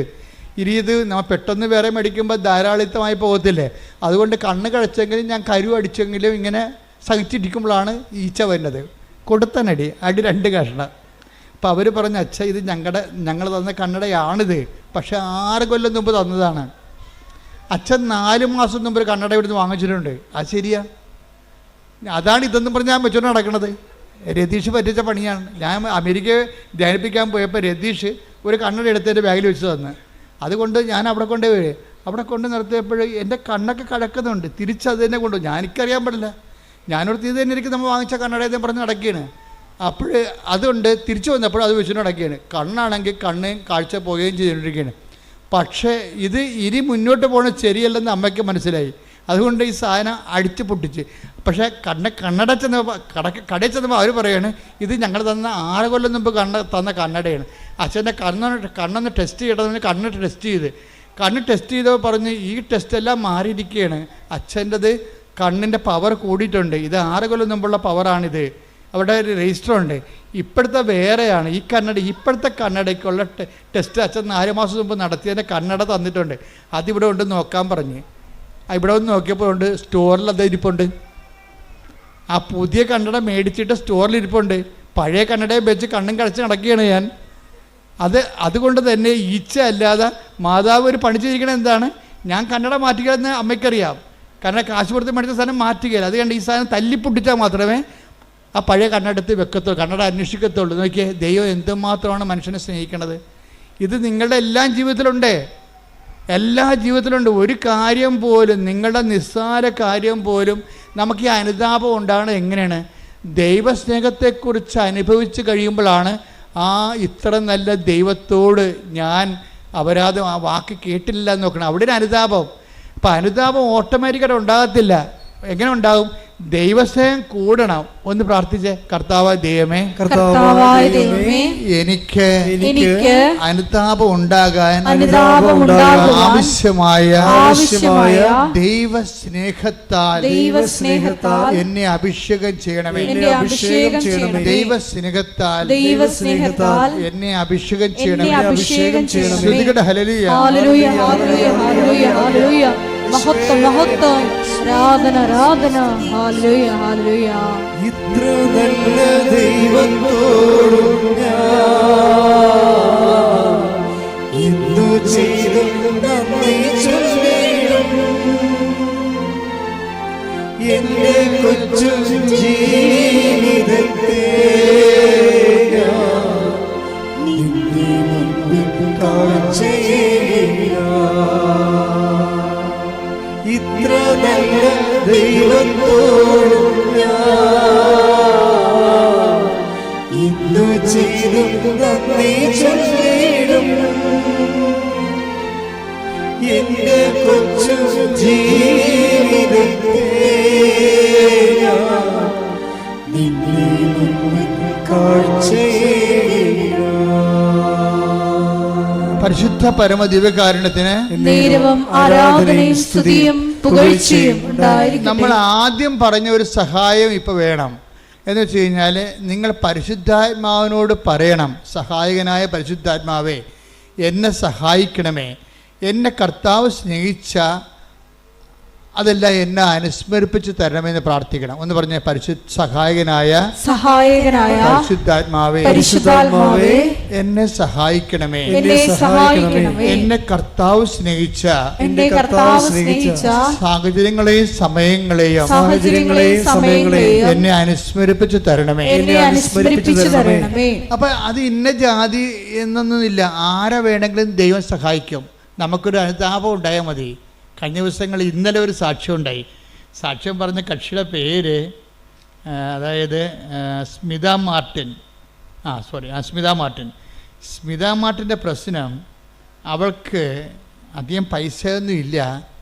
IELTS എഴുതി കുറച്ച് കാശ് പോയിട്ടുണ്ട്. അപ്പോൾ ഇനി IELTS എഴുതണോ അതോ വേറെ എന്തെങ്കിലും കോഴ്സ് ചെയ്യണമെന്നാണ് സ്മിത ചോദിക്കണത്. അപ്പോൾ അത് ഓഫീസിൽ നിന്ന് പറഞ്ഞ് ഞങ്ങൾക്കൊരു ചീട്ട് വേണം, അച്ഛനെ കാണണം, അച്ഛനോട് ചോദിക്കണം IELTS എഴുതണോ അതോ ഞങ്ങൾ വേറെ വല്ല കോഴ്സും ചെയ്യണം, മെസ്സേജ് എടുക്കണമെന്ന് പറഞ്ഞു. അപ്പോൾ സ്മിതയ്ക്ക് ഉടമ്പടി ഇല്ലാത്ത കൊണ്ട് ഓഫീസിൽ നിന്ന് പറഞ്ഞ് നീ ഉടമ്പടി എടുത്തിട്ടില്ലല്ലോ, നീ 18 വയസ്സ് കഴിഞ്ഞതല്ലേ, നീ ആദ്യം ഉടമ്പടി എടുത്ത് കഴിഞ്ഞതിന് ശേഷം നമുക്ക് ഈ വിഷയം സംസാരിക്കാമെന്ന് പറഞ്ഞു. അവൾ ഉടമ്പടി എടുത്തു കഴിഞ്ഞപ്പോൾ അവളുടെ അമ്മയ്ക്ക് ഉടമ്പടി ഉണ്ട്. പക്ഷേ ഇത് ഇവളുടെ പ്രൈവറ്റ് കേസായത് കാരണം അവൾക്ക് വയസ്സ് 18 കഴിഞ്ഞ കാരണം ഉടമ്പടി എടുക്കാൻ ബാധ്യതയാണ്. അപ്പോൾ അവൾ ഉടമ്പടി എടുത്ത് കഴിഞ്ഞപ്പോൾ ഉടനെ വീണ്ടും പറഞ്ഞു നമുക്കിനി മെസ്സേജ് ചോദിക്കാമല്ലോ എന്ന് പറഞ്ഞ്. അപ്പോൾ അവർ പറഞ്ഞു നിങ്ങളുടെ കയ്യിൽ ഹോൾ ടിക്കറ്റ് ഇല്ലല്ലോ, ഹോൾ ടിക്കറ്റ് ഉണ്ടെങ്കിലല്ലേ അച്ഛൻ്റെ അടുത്ത് വരാൻ പറ്റത്തോ, രേഖ വേണ്ടേ. അപ്പോൾ ഹോൾ ടിക്കറ്റ് വരുമ്പോൾ വരാം. അപ്പോൾ എന്തിൻ്റെ ഹോൾ ടിക്കറ്റാണ് അറിയത്തില്ല, എങ്ങനെ അറിയും? അപ്പോൾ പറഞ്ഞ് അമ്മയും മകളും കൊണ്ട് ഇരുന്നിട്ട് ഡിസ്കസ് ചെയ്യുകയാണ്. അമ്മയും മകളും കൊണ്ട് ഡിസ്കഷനാണ്, എങ്ങനെയാണ് നമ്മൾ IELTS എടുക്കണം. അപ്പോൾ അവൾ പറഞ്ഞ് അമ്മ പറയണം ഞാൻ എടുത്തോളാം, കാര്യം കാശ് കുറേ ചിലവാകും, 10-35,000 രൂപ ചിലവാകും. അപ്പോൾ അമ്മ പറയും ഇനിയും കാശ് കളയാൻ ഞാൻ കുടുംബത്തിലുണ്ട്. അപ്പോൾ അമ്മ പറയാൻ ഞാൻ എടുക്കത്തില്ല, അപ്പനോട് ചോദിക്കണ്ടേ. അപ്പോൾ പറഞ്ഞ് നമ്മൾ ജയിക്കുമെങ്കിൽ എടുത്താൽ മതിയല്ല, ഇത് നമ്മൾ ജയിക്കുമെങ്കിൽ IELTS എടുത്താൽ മതിയല്ലേ, വെറുതെ കാശുകളുടെ കാര്യമുണ്ട്. അത് മകൾ ചോദിക്കുകയാണ്. അപ്പോൾ അമ്മ പറയും എടി നമ്മൾക്ക് കുറച്ച് കഴിയുമ്പോൾ അമ്മ നമ്മളോട് പറയും എന്തെടുക്കണമെന്ന്, നീ നോക്കിക്കോ എന്ന് പറയും, നീ നോക്കിക്കോ. അപ്പോൾ അമ്മയ്ക്ക് ദർശനവരം കിട്ടി ഉടനെ. അതാ പറയണത്, ഈ ദർശനവരം എന്നൊക്കെ പറയണത് നിങ്ങൾ ഓർക്കണം, ദൈവത്തെ ആത്മാർത്ഥവും അനുതാപത്തെ അന്വേഷിക്കുന്ന എല്ലാവരെയും ദൈവം സഹായിക്കും. നമ്മുടെ വിഷയം സഹായമല്ലേ. അപ്പം തന്നെ പരിശുദ്ധാത്മാവ് അമ്മയെ സഹായിച്ചു, അമ്മയ്ക്കൊരു ബോധ്യം കിട്ടി. അമ്മ ഉടനെ പറഞ്ഞു നീ നോക്കിക്കോ, കുറച്ച് കഴിയുമ്പോൾ നോക്കിക്കോ, നീ എടുക്കേണ്ട വിഷയം പരിശുദ്ധ അമ്മ കൃപാസൻ മാതാവ് തന്നെ പരിശുദ്ധാത്മാവിന് നമ്മളോട് സംസാരിക്കുമെന്ന് പറഞ്ഞു. അപ്പോൾ ഉടനെ ഇവൾ പറഞ്ഞ് എനിക്ക് മനസ്സിലായി, എന്നോടും അമ്മ പറഞ്ഞായിരുന്നെന്ന് പറഞ്ഞു. അപ്പം നീ പറഞ്ഞു നിന്നോടെന്താ അമ്മ പറഞ്ഞത്? അല്ല അമ്മയോട് എന്താ പറഞ്ഞത്? അപ്പോൾ എന്നോട് പറഞ്ഞത് ഇപ്പം നീ ഉടമ്പടി എടുത്ത് താഴെ വന്നിട്ട് മാതാവിന് അവിടെ പോകുകയല്ലേ, പ്രദക്ഷിണത്തിന് പോകുകയല്ലേ, അപ്പം മാതാവിന് നിൻ്റെ കൈ കിട്ടിയാൽ അതിൻ്റെ അർത്ഥം നീ IELTS എടുക്കണമെന്നാണ്. അതാണ് അമ്മക്ക് കിട്ടിയ വെളിപാട്. ഉടനെ ഇവൾ പറയും എനിക്കും കിട്ടിയത് അതാണ് അമ്മ എന്ന് പറയും മാതാവിന്. പക്ഷെ മാതാവിനെ കിട്ടാൻ പാടാണ്. 25 പേരുണ്ട് ആ ഗ്രൂപ്പിൽ. 25 പേരിൽ ഇവൾക്ക് ഇവളെടുക്കണ ലോട്ടിൻ്റെ അകത്ത് മാതാവ് ഉണ്ടാകണം. ആ ഒരൊറ്റ തെളിവേ ഉള്ളൂ. അപ്പോൾ ഇവർ ചെന്ന് ഇവളുടെ അമ്മ ഇവിടെ ഇരുന്ന് പ്രാർത്ഥിക്കുന്ന, അവൾ അവിടെ സ്റ്റേജിൽ പോയി ലോട്ട് കിട്ടിയപ്പോൾ ഇവൾക്ക് മാതാവിനെ കിട്ടി. എന്ന് വെച്ച് കഴിഞ്ഞാൽ അത് മാതാവിനെ പിടിച്ചുകൊണ്ട് മുത്തുക്കോടയുടെ താഴെക്കൂടി വരണമ്പോൾ അമ്മ ഇങ്ങനെ ഇവിടെ ഇരുന്ന് വെച്ചാൽ അങ്ങോട്ട് തിരിഞ്ഞു നോക്കിയപ്പോൾ മകളുടെ കൈ മാതാവ് ഇരിക്കണം. എൻ്റെ അമ്മയെന്നും പറഞ്ഞ് ഇവർ പെശര് പോലെ ഓടിച്ചെന്ന് മാതാവിനെ കെട്ടിപ്പിടിച്ചു ഉമ്മ വെച്ച്, അമ്മേ ഞങ്ങളെ വിട്ടുപോയിട്ടില്ലല്ലേ. അപ്പം പറഞ്ഞു ഇനി എത്ര 1000 രൂപ പോയാലും കുഴപ്പമില്ല, നമ്മളായിട്ട് പാസ്സാകുന്നു. അതാ വിഷയം. അത് തീരുമാനം കണ്ട ഇത് അന്തർദർശനമെന്ന് പറയും. അന്നാളുകളിൽ നിങ്ങളുടെ യുവാക്കന്മാർ ദർശനങ്ങൾ കാണുമെന്ന് പറഞ്ഞില്ലേ. പിതാക്കന്മാർക്ക് സ്വപ്നങ്ങൾ ഉണ്ടാകുമെന്ന്. അതാണ് പരിശുദ്ധാത്മാവിന്റെ പ്രവർത്തനമാണത്. ഒന്ന് പോലെ എടുത്ത് take the bed of God ശ്രദ്ധിക്കട്ടെ. ഹല്ലേലൂയ. ജോയൽ 2:28. ജോയൽ 2:28. അന്ന് ഇങ്ങനെ സംഭവിക്കും. അന്ന് ഇങ്ങനെ സംഭവിക്കും. അന്ന് ഇങ്ങനെ സംഭവിക്കും. എല്ലാവരുടെയും മേൽ എന്റെ ആത്മാവിനെ ഞാൻ വർഷിക്കും. നിങ്ങളുടെ പുത്രന്മാരും പുത്രിമാരും പ്രവചിക്കും. നിങ്ങളുടെ വൃദ്ധന്മാർ സ്വപ്നങ്ങൾ കാണും. യുവാക്കൾക്ക് ദർശനങ്ങൾ ഉണ്ടാകും. അപ്പൊ ഇതെന്ന് പറയുന്നത് സഹായമാണ്. നമ്മുടെ സബ്ജക്റ്റ് സഹായമല്ലേ. അപ്പോൾ ഒരു കൺഫ്യൂഷൻ വന്നപ്പോൾ ദൈവം നമ്മളെ സഹായിക്കുകയും, അപ്പം സഹായിക്കണം. ഉടമ്പടിയിലാണെങ്കിലുണ്ടല്ലോ സഹായം പെട്ടെന്നാണ് കിട്ടണത്. എന്താ കാര്യം? അപ്പം അമ്മയ്ക്കും മകൾക്കും ഒരേ സമയം തന്നെ ദർശനം കൊടുത്തു. ഞാനാണ് നിങ്ങളുടെ കയ്യിൽ വരണമെന്നുണ്ടെങ്കിൽ ഈ കാര്യത്തിൽ നിങ്ങളുടെ തീരുമാനം കറക്റ്റായിരിക്കുമെന്ന്. പക്ഷേ ഇവൾ തോറ്റുപോകും. IELTS എഴുതി. അപ്പോൾ ഇവർക്ക് അപ്പനെയും മകൾക്കും അമ്മയ്ക്കും എല്ലാം സങ്കടം. പക്ഷേ അപ്പം പറയും നോ നോ നോ, അമ്മ പറഞ്ഞിട്ടല്ലേ നമ്മൾ IELTS എടുത്തത്. അപ്പം നിങ്ങളിങ്ങനെ വിശ്വാസിച്ച് നിൽക്കണ കാണുമ്പോൾ ഒരാൾ വന്ന് ചോദിക്കും എന്താ സങ്കടം ഇങ്ങനെ IELTS തോറ്റു എന്ന് പറയും. തോറ്റു എന്ന് പറയുമ്പോൾ അത് റീവാലുവേഷൻ കൊടുത്താൽ പോരെ. അപ്പോൾ റീവാലുവേഷൻ ഉണ്ടാകും കൊടുക്കുക. അതിവർക്ക് അറിയത്തില്ല. എല്ലാവർക്കും അറിയാം, പക്ഷേ ഇവർക്ക് അറിയത്തില്ല റീവാലുവേഷൻ കൊടുക്കണമെന്ന്. റീവാലുവേഷൻ കൊടുക്കണമെങ്കിൽ പിന്നെ അത്രയും കാശ് തന്നെ അടക്കണം. അത്രയും അടക്ക് വീണ്ടും നമ്മൾ ഇപ്പോൾ ഈ പേപ്പർ അല്ലെങ്കിൽ സൈറ്റ് നോക്കാൻ കൊടുക്കണം. അപ്പോൾ അത്രയും പൈസ അടച്ചിട്ട് അപ്പം പറയും കുഴപ്പമില്ല, മാതാവാണല്ലേ നമ്മളോട് IELTS എടുക്കാൻ പറഞ്ഞത്, അതുകൊണ്ട് റീവാലുവേഷൻ കൊടുക്കുമ്പോൾ ഇപ്പം നീ എഴുതിയപ്പോൾ തോക്കുമെന്ന് ഉറപ്പല്ലേ. എഴുതിയപ്പോൾ തോറ്റു. ഇനി നീ റീവാലുവേഷൻ ജയിക്കുകയാണെങ്കിൽ അതിൻ്റെ അർത്ഥം എന്താണ്? Not by merit but by grace. അതിൻ്റെ കഴിവല്ല, അമ്മയുടെ കൃപയാണെന്ന്. അതുപോലെ റീവാലുവേഷൻ കൊടുത്തു കഴിഞ്ഞപ്പോഴുണ്ട് അവൾ ജയിച്ച്. അപ്പോൾ ഇതൊരു സ്റ്റോറിയാണ് ശരിക്കും പറഞ്ഞാൽ. അതായത് ഉടമ്പടി എന്ന് ഓരോ ഉടമ്പടിയും ഓരോ ദൈവാനുഭവത്തിൻ്റെ സുവിശേഷമാണ് എല്ലാം. പക്ഷേ ഇത് ഫോളോ ചെയ്യുമ്പോൾ നമ്മളെപ്പോഴും ശ്രദ്ധിക്കേണ്ടത് ഒരു ഇൻറ്റേരിയം പീരീഡിന് വേണ്ടിയുള്ള ഒരു അഡ്ജസ്റ്റ്മെൻറ്റായിട്ട് ദൈവവുമായിട്ട് നിങ്ങൾ നീങ്ങിയാൽ ഇതുപോലെയുള്ള വലിയ കാര്യങ്ങൾ ദൈവമായിട്ട് നിങ്ങളായിട്ട് ചെയ്യത്തില്ല. ഇതിപ്പോൾ ദർശനങ്ങളിലേക്ക് പോയില്ല, അവർ പ്രവചനങ്ങളിലേക്കും ദർശനങ്ങളിലേക്കും പോകണില്ല. എന്തായാലും വലിയ കാര്യങ്ങളാണ്. ഇതിന് വലിയ കാര്യങ്ങളെന്നാണ് പറയണത്. ഞാൻ എൻ്റെ പിതാവിനോട് ചോദിക്കുകയും ഇതിനേക്കാൾ വലിയ കാര്യങ്ങൾ നിങ്ങൾ കാണുകയും ചെയ്യും. Take the bed of God ശ്രദ്ധിക്കട്ടെ. ഹല്ലേലൂയ ഹല്ലേലൂയ ഹല്ലേലൂയ ഹല്ലേലൂയ ഹല്ലേലൂയ ഹല്ലേലൂയ യേശുവേ നന്ദി. ഹല്ലേലൂയ ഹല്ലേലൂയ ഹല്ലേലൂയ ഹല്ലേലൂയ ഹല്ലേലൂയ. യോഹന്നാൻ 1:50. യോഹന്നാൻ 1:50. യേശു പറഞ്ഞു അത്തിമരത്തിന്റെ ചുവട്ടിൽ നിന്നെ കണ്ടു എന്ന് ഞാൻ പറഞ്ഞതുകൊണ്ട് നീ എന്നിൽ വിശ്വസിക്കുന്നു. അല്ലേ? എന്നാൽ ഇതിനേക്കാൾ വലിയ കാര്യങ്ങൾ നീ കാണും. Praise the Lord. അതായത് സ്വർഗീയമായ കാര്യങ്ങളെക്കുറിച്ചാണ് പിന്നീട് സംസാരിക്കുന്നത്. അപ്പോൾ സ്വർഗീയമായ മേഖലയിലെ അതുപോലെ തന്നെ പ്രവചനങ്ങൾ, ദർശനങ്ങൾ, സ്വപ്നങ്ങൾ ഒക്കെ തുടങ്ങിക്കഴിഞ്ഞാൽ നീ ഉടമ്പടിയുടെ രണ്ടാം ഘട്ടത്തിലേക്ക് പ്രവേശിക്കുന്നതിൻ്റെ അർത്ഥം. ഇപ്പോൾ ഒരു മകള് ഇന്നലെ ഒരു സാക്ഷ്യം പറഞ്ഞത്, അവളുടെ കോളേജിൻ്റെ അമ്മ ഉടമ്പടി എടുത്തപ്പോൾ തന്നെ കോളേജിൻ്റെ വാതിക്കൽ മഴവില്ല് തെളിഞ്ഞു നിൽക്കുന്നു. അവൾ ഉടനെ മൊബൈൽ എടുത്തിട്ട് അമ്മയ്ക്ക് അയച്ചു കൊടുത്തു, അമ്മേ ഉടമ്പടി എടുത്തല്ലേ, അമ്മ മഴവില്ലുമായി എൻ്റെ മുമ്പിൽ നിൽക്കണമെന്ന്. അതായത് അടയാളം കണ്ടുകൊണ്ടേയിരിക്കും, വലിയ കാര്യങ്ങൾ ഇങ്ങനെ കണ്ടുകൊണ്ടേയിരിക്കും. അതുകൊണ്ട് ഇപ്പോൾ ബൈബിൾ എപ്പോഴും പറയണത് കാണുന്ന കാര്യങ്ങൾ വളരെ സീരിയസ് ആണ്, അവനെ കേൾക്കുന്ന കാര്യങ്ങളും. ഉടമ്പടിക്ക് രണ്ടുമുണ്ട്. ഉടമ്പടിക്ക് 3 കാര്യങ്ങളുണ്ട്. കാണുന്ന കാര്യങ്ങളുണ്ട്, കേൾക്കുന്ന കാര്യങ്ങളുണ്ട്, പിന്നെ എന്താണ്, ചെയ്യുന്ന കാര്യങ്ങളുണ്ട്. ദൈവമായിട്ട് ഇടപെടുന്നതെല്ലാം ഈ ഒരു 3 ഘട്ടങ്ങളെയും അഡ്രസ്സ് ചെയ്യേണ്ടി വരും. കാണുന്ന കാര്യങ്ങൾ, കേൾക്കുന്ന കാര്യങ്ങൾ, ചെയ്യുന്ന കാര്യങ്ങൾ. എന്താ കാര്യം വെച്ച് കഴിഞ്ഞാൽ സാക്ഷ്യത്തിൻ്റെ അകത്തെല്ലാം ഇതെല്ലാം സാക്ഷ്യത്തിലേക്ക് നമ്മൾ നയിക്കണമെങ്കിൽ ഈ 3 കാര്യങ്ങളും ഒരുമിച്ച് കൺകർ ചെയ്യേണ്ടി വരും. അപ്പോൾ നിങ്ങളെന്ന് വെച്ചാൽ പ്രാർത്ഥന മാത്രം കൊണ്ടിരുന്ന സാക്ഷ്യം ഉണ്ടാകത്തതെന്നായി പറയണതിൻ്റെ അർത്ഥം പിടിയാ. നിങ്ങൾക്ക് പലർക്കും അബദ്ധം പറ്റണത് ചുമ്മാ ഇത് പ്രാർത്ഥനയാക്കി മാത്രം കളയും. പ്രാർത്ഥനയല്ല, പിന്നെ എന്താണ്? അതിൻ്റെ അകത്ത് പ്രവർത്തനങ്ങളുണ്ട്, പ്രഖ്യാപനങ്ങളുണ്ട്. ശ്രുതിയുടെ മക്കളെ യേശുവേ സ്തോത്രം. ഹല്ലേലൂയ.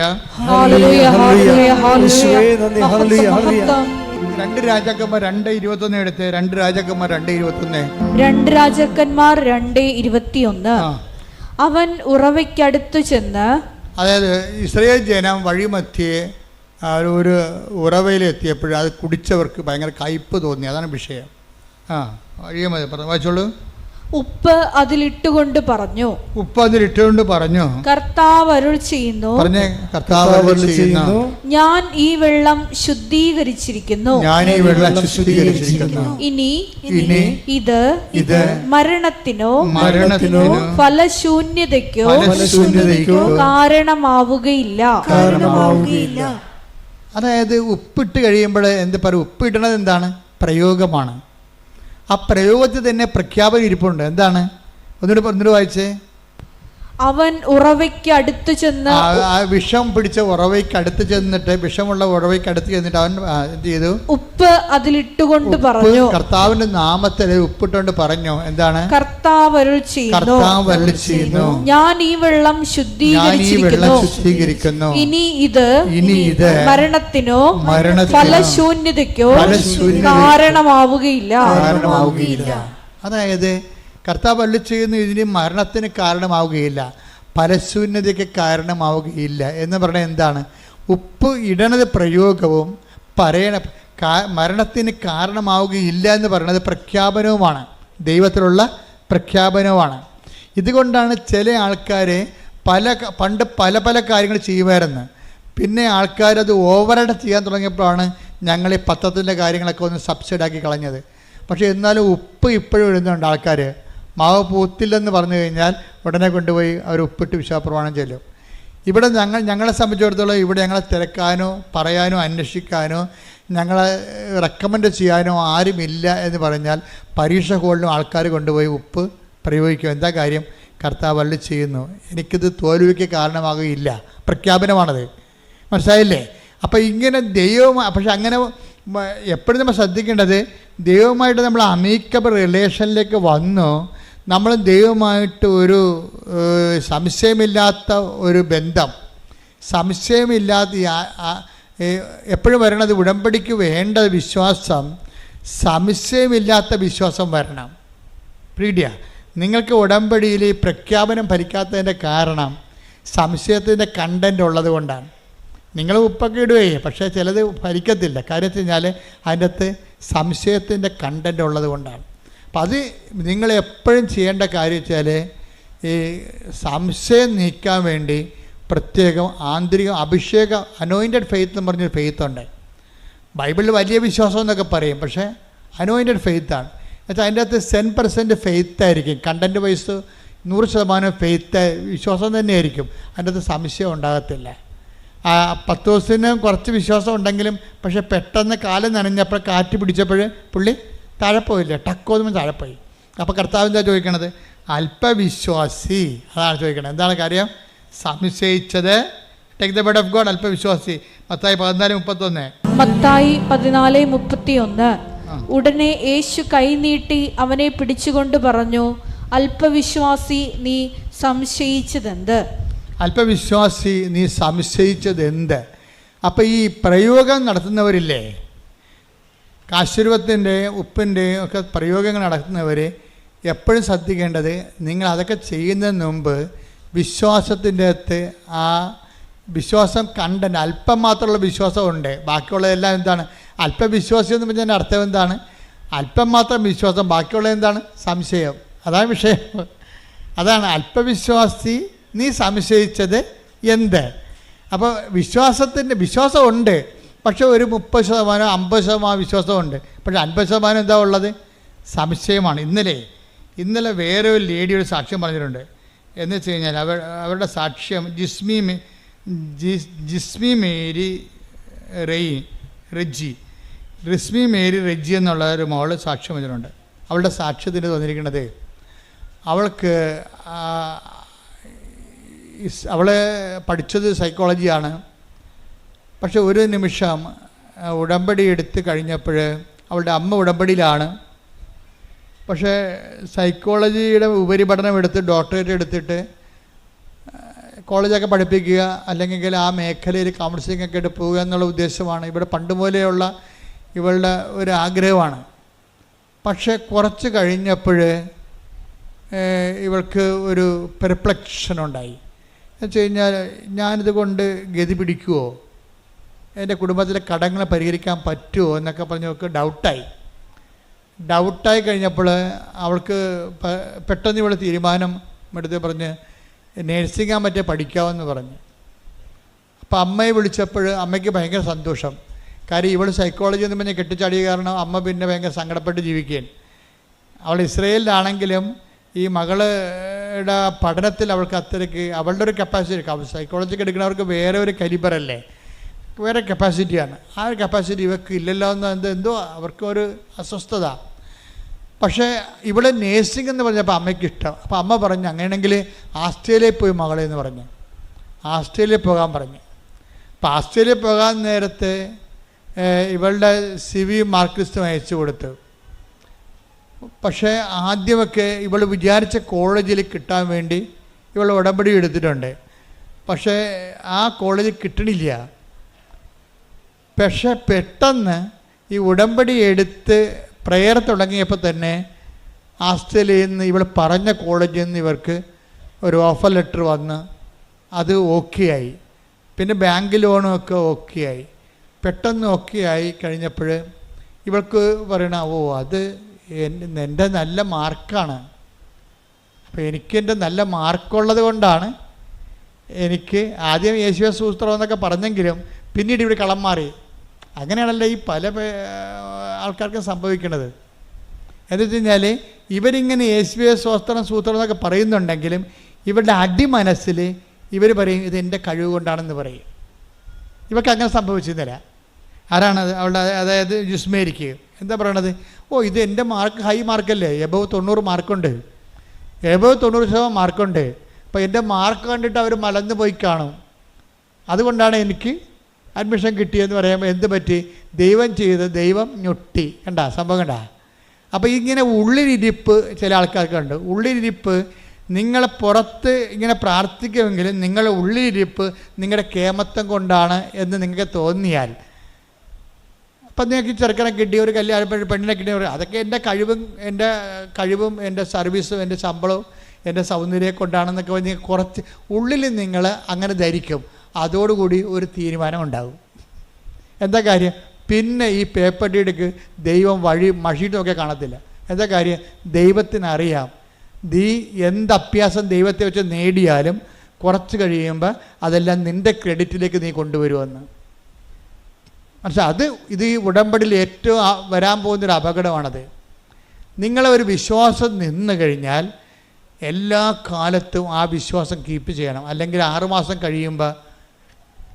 മാസം കഴിയുമ്പോൾ പണ്ട് കുറുക്കൻ നീലച്ചായത്ത് വീണ പോലെ മഴ പെയ്ത് കഴിയുമ്പോൾ ഭഗവാൻ ലക്ഷണം മാറി പഴയ കുറുക്കനായി വരും. ആദ്യം കൃഷ്ണനാണെന്നൊക്കെ പറഞ്ഞിരിക്കുകയായിരുന്നു, നീലച്ചായത്ത് വീണാണേ. പക്ഷെ പെട്ടെന്ന് മഴ പെയ്യുമെന്ന് ഓർത്തില്ല. അതുപോലെ എന്തെങ്കിലും പ്രയാസം കുറച്ച് കഴിയുമ്പോൾ നിങ്ങൾ മാറി ചിന്തിക്കും, കളം മാറ്റി പിടിക്കും. എന്താണ്? അതെൻ്റെ മാർക്ക് കൊണ്ട് ആണ് ജയിച്ചതെന്ന് പറയും. അതോടുകൂടി പ്രശ്നമായി. എന്താ? അതിനാണ് ഈ അല്പവിശ്വാസം എന്ന് പറയണത്. എന്താ കാര്യം? വിശ്വാസമുണ്ട്, പക്ഷേ ഉള്ളിൽ അടിമനസ്സിൽ ഈ ഡീപ്പ് സ്റ്റേറ്റ് എന്ന് പറഞ്ഞ പോലെ ഒരു ഡീപ്പ് പേഴ്സണുണ്ട്. നീ പുറമേ ഇങ്ങനെ ദൈവമാണ് പ്രാർത്ഥനയെന്നൊക്കെ പറയുമെങ്കിലും നിൻ്റെ ഉള്ളിൽ നീ ചിന്തിക്കും. എന്താ ചിന്തിക്കണത്? എൻ്റെ മാർക്കും സൂപ്പറായിരുന്നല്ല. അങ്ങനെയുണ്ട് പരിപാടി. എൻ്റെ മാർക്കും സൂപ്പറായിരുന്നല്ല. ഇങ്ങനെ ഒരു സമയത്ത് ചിന്തിച്ചാൽ പിന്നെ ഒരിക്കലും നിനക്ക് അനുദപിക്കാതെ ഇനി ദൈവത്തിലേക്ക് വരാൻ പറ്റത്തില്ല. കാര്യം എന്താണ്? നീ ദൈവത്തിന് പിടികൊടുത്തു. ഒന്നാമത്തെ ലോക ഇഡിയറ്റാണ് നീ. ബസ്റ്റാണെന്ന് വിളിക്കാത്തത് ബലിപീഠമായതുകൊണ്ടാണ് വിളിക്കാത്തത്. എന്നുവെച്ചാൽ പ്രശ്നം വെച്ച് കഴിഞ്ഞാൽ ലോക ഇഡിയറ്റാണ്. എന്താ കാര്യം വെച്ച് കഴിഞ്ഞാൽ നിനക്ക് കിട്ടിയ അനുഗ്രഹങ്ങൾ ഏതെങ്കിലും ഒരു സാഹചര്യത്തിൽ കൂട്ടുകാരാ വലുതൊക്കെ വായി നോക്കിക്കളാ പറഞ്ഞു കഴിഞ്ഞാൽ ഉടനെ നീ കളം മാറി ചവിട്ടും. അതെൻ്റെ കഴിവ് കൊണ്ടാണ്. പിന്നെ പ്രാർത്ഥന, നിൻ്റെ കഴിവില്ലേ, നിനക്ക് ഇത്രയും മാർക്ക് ആർക്കുണ്ട് എന്നൊക്കെ ചോദിച്ചു കഴിയുമ്പോൾ നീ ഫ്ലാറ്റാവും അതോടുകൂടി. പക്ഷേ ഇവള് ഇങ്ങനെ പറഞ്ഞ് വിശ്വാസത്തിൽ അപ്പം ഡൗൺ ആയി കഴിഞ്ഞപ്പോൾ വേറൊരു കൂട്ടുകാരത്തെ കണ്ട് അപ്പോൾ പറഞ്ഞു, എടി നീ നിൻ്റെ കാര്യം എന്തായി? എനിക്ക് ആസ്ട്രേലിയ ഇന്ന കോളേജിൽ കിട്ടി. അയ്യോ കിട്ടിയാ? എങ്ങനെ കിട്ടി? എപ്പോൾ കിട്ടി? ഇന്നലെ കിട്ടി. ഇന്നലെ കിട്ടിയാ? ഇന്നലെ കിട്ടി? എന്താണ്? ഇല്ല കിട്ടിയില്ല എനിക്ക് കിട്ടിയല്ല. അത് പേപ്പർ കാണിച്ച്. അപ്പോൾ ഇവർ തലയൊക്കെ വെക്കണം. എന്താ പ്രശ്നം വെച്ചാൽ കഴിഞ്ഞ ആഴ്ചയിൽ അഡ്മിഷൻ ക്ലോസ് ചെയ്തായിരുന്നു ആ കോളേജിൽ. ഇവർക്ക് പണി കിട്ടണ വരെ കണ്ടില്ലേ? ദൈവം വിടത്തില്ല, നിന്നെ പുറകെ നടക്കുകയാണ് ഈ പിശാചിൻ്റെ പുറകെ. എന്താ കാര്യം? നീ നിൻ്റെ കഴിവ് കൊണ്ടാണ്, മാർക്ക് കിട്ടിയത് കൊണ്ടാണ് അവിടെ ജയിച്ചതെന്ന് പറഞ്ഞു പോയില്ലേ? അപ്പോൾ ഇനി നിന്നെ കറക്റ്റ് കാര്യം പറഞ്ഞു തരേണ്ട ദൈവത്തിന് ചുമതലയല്ലേ? അപ്പോൾ ഒരു കൂട്ടുകാരത്തെ വിട്ടിരിക്കുകയാണ്. കൂട്ടുകാരത്തെ വിട്ടിയപ്പോൾ അപ്പോൾ കഴിഞ്ഞ ആഴ്ചയിൽ അത് പൂർത്തിയതാണ്, അവിടുത്തെ അഡ്മിഷൻ ക്ലോസ് ചെയ്തതാണ്. പിന്നെ എനിക്ക് ഇന്നലെ കിട്ടി. അപ്പോഴാണ് ഇവർക്ക് വിഷമമായി, അനുതാപമായത്. ആ അനുതാപം എന്നെ വഴി കണ്ടില്ലേ? അനുതാപം അനുഭവത്തിൻ്റെ വരത്തുള്ളൂ. അപ്പോൾ അനുതാപം വന്നു. അപ്പോൾ അവൾ സോറി പറഞ്ഞു. അപ്പം സാക്ഷ്യം ഉടനെ പറഞ്ഞു. സാക്ഷ്യം പറയരുതെന്നും പറഞ്ഞാണ് ഉടമ്പടി എടുത്തത്. പക്ഷേ ഇപ്പോൾ അവൾ സാക്ഷ്യം പറഞ്ഞു. എന്താ കാര്യം? അനുഭവം അത്തരമാണ്. കാര്യം എന്താണ്? ക്ലോസായി പോയ അഡ്മിഷന് ഇവക്ക് വേണ്ടി മാത്രം മാതാവ് പുതിയ അഡ്മിഷൻ ചെയ്ത് കൊടുത്തിരിക്കുകയാണ് ആസ്ട്രേലിയയിൽ. കൈയടിച്ച് ശ്രദ്ധിക്കട്ടെ. ഹല്ലേലൂയ, ഹല്ലേലൂയ, ഹല്ലേലൂയ, ഹല്ലേലൂയ. ഞങ്ങളുടെ യോഗ്യത നോക്കാതെ, കുറവുകൾ നോക്കാതെ നമ്മുടെ വഴി ഞങ്ങളെ അനുഗ്രഹിക്കുന്ന അവിടുത്തെ കാരുണ്യത്തിന് നന്ദി പറയുന്നു. Hallelujah, hallelujah.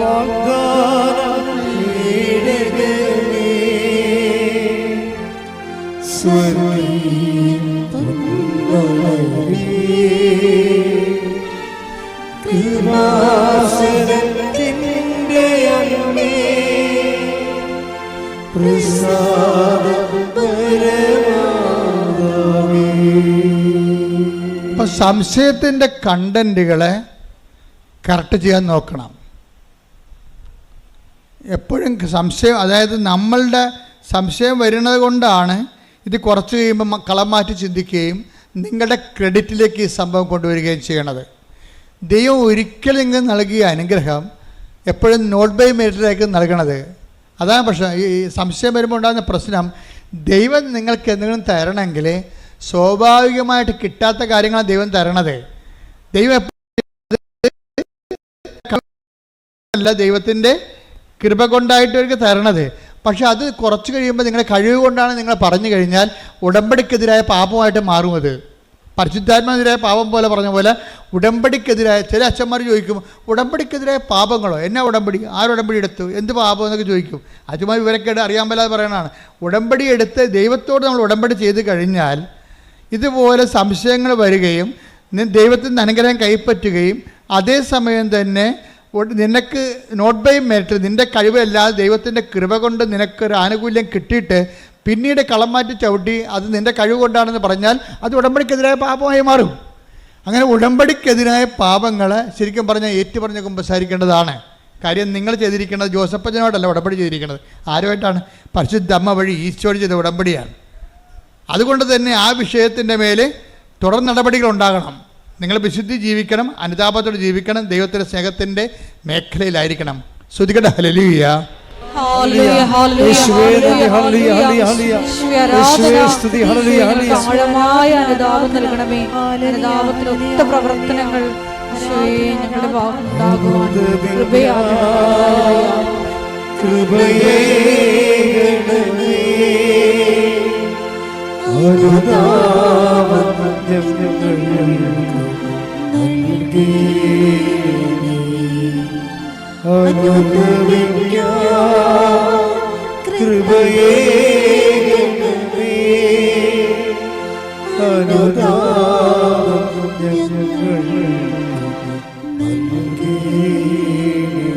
എല്ലാവരും എഴുന്നേൽക്കുക. രോഗസൗഖ്യ പ്രാർത്ഥനയിലേക്ക്.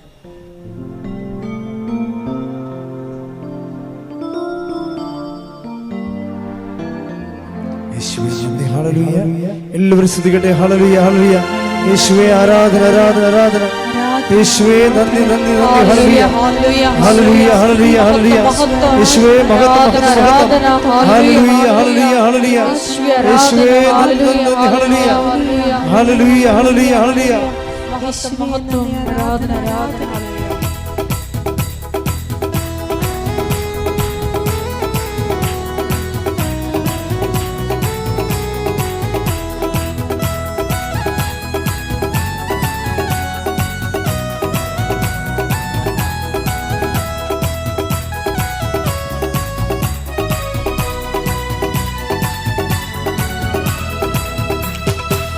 പറഞ്ഞാലും വിശ്വസിക്കാത്ത പ്രവൃത്തിയൊന്നും ദൈവം ചെയ്യാൻ പോകുന്നു. കേട്ടാലും സമ്മതിക്കാത്ത പ്രവൃത്തിയൊന്നും നാഥൻ ചെയ്യാൻ പോകുന്നു. പറഞ്ഞാലും വിശ്വസിക്കാത്ത പ്രവൃത്തിയൊന്നും ദൈവം ചെയ്യാൻ പോകുന്നു. കേട്ടാലും സമ്മതിക്കാത്ത പ്രവൃത്തിയൊന്നും നാഥൻ ചെയ്യാൻ പോകുന്നു. അതിശയമെന്ന് ജനം പറയും വിധത്തിൽ യേശു പ്രവൃത്തി ചെയ്യും. അതിശയമെന്ന് ജനം പറയും വിധത്തിൽ യേശു പ്രവൃത്തി ചെയ്യും. ദൈവത്തിന്റെ മഹത്വം നിഴലിരിക്കും. ദൈവത്തിന്റെ കരത്തിൽ നീ വസിക്കും. ദൈവത്തിന്റെ മഹത്വം നിഴലിരിക്കും. ദൈവത്തിന്റെ കരത്തിൽ നീ വസിക്കും. പറഞ്ഞാലും വിശ്വസിക്കാത്ത പ്രവൃത്തിയൊന്നും ദൈവം ചെയ്യാൻ പോകുന്നു. കേട്ടാലും സമ്മതിക്കാത്ത പ്രവൃത്തിയൊന്നും നാഥൻ ചെയ്യാൻ പോകുന്നു. സ്തുതിച്ച് പ്രാർത്ഥിക്കാം. ഹല്ലേലൂയ ഹല്ലേലൂയ. മഹത്വം മഹത്വം. ആരാധന ആരാധന. ഹല്ലേലൂയ ഹല്ലേലൂയ. യേശുവേ ഞങ്ങൾക്ക് ആഴമായ അനുതാപം നൽകണമേ. ഹല്ലേലൂയ ഹല്ലേലൂയ. യേശുവേ നന്ദി. യേശുവേ ആരാധന. മഹത്വം മഹത്വം. ആരാധന ആരാധന. ഹല്ലേലൂയ ഹല്ലേലൂയ ഹല്ലേലൂയ. മാറിപ്പോകാത്ത ഒരു വലിയ കല്ല് നിന്റെ മാറിയിരിക്കുന്ന ദൈവമല്ലേ. മാറിപ്പോകാത്ത ഒരു വലിയ കല്ല് നിന്റെ മാറിയിരിക്കുന്ന ദൈവമല്ലേ. ദൈവത്തിന്റെ വചനം വന്നു ചേരുമ്പോൾ കല്ലുമാറിക്കരളിൽ കൃപ നിറയും. ദൈവത്തിന്റെ വചനം വന്നു ചേരുമ്പോൾ കല്ലുമാറിക്കരളിൽ കൃപ നിറയും. പറഞ്ഞാലും വിശ്വസിക്കാത്ത പ്രവൃത്തിയൊന്നും ദൈവം ചെയ്യാൻ പോകുന്നു. കേട്ടാലും സമ്മതിക്കാത്ത പ്രവൃത്തിയൊന്നും നാഥൻ ചെയ്യാൻ പോകുന്നു. ഹല്ലേലൂയ ഹല്ലേലൂയ ഹല്ലേലൂയ. യേശുവേ എല്ലായ്പ്പോഴും ഉടമ്പടിയിലായിരിക്കുന്ന ഞങ്ങൾ എല്ലാവരും നിന്റെ മുമ്പിൽ തന്നെ വ്യാപരിക്കുവാൻ, കുറ്റമറ്റവരായി വിശുദ്ധിയോടുകൂടി വ്യാപരിക്കുവാൻ ഈ ആരാധനയിലൂടെ ഞങ്ങളെ അഭിഷേകം ചെയ്യണമേ.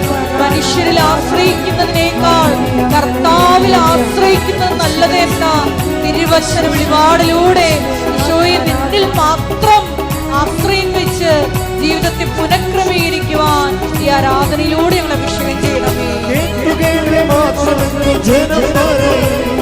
തക്കവിധത്തിൽ ദൈവം ഒരു പ്രവൃത്തി ചെയ്യും. കേട്ട മാത്രമെന്ന് ജനം പറയും. തക്കവിധത്തിൽ ദൈവം ഒരു പ്രവൃത്തി ചെയ്യും. തടവൻ പൊട്ടിക്കാൻ ദൈവം നിന്നയച്ചിടും. ഇടവും ബലവും ദൂതന്മാരാൽ നിന്നെ നയിച്ചിടും. തടവൻ പൊട്ടിക്കാൻ ദൈവം നിന്നയച്ചിടും.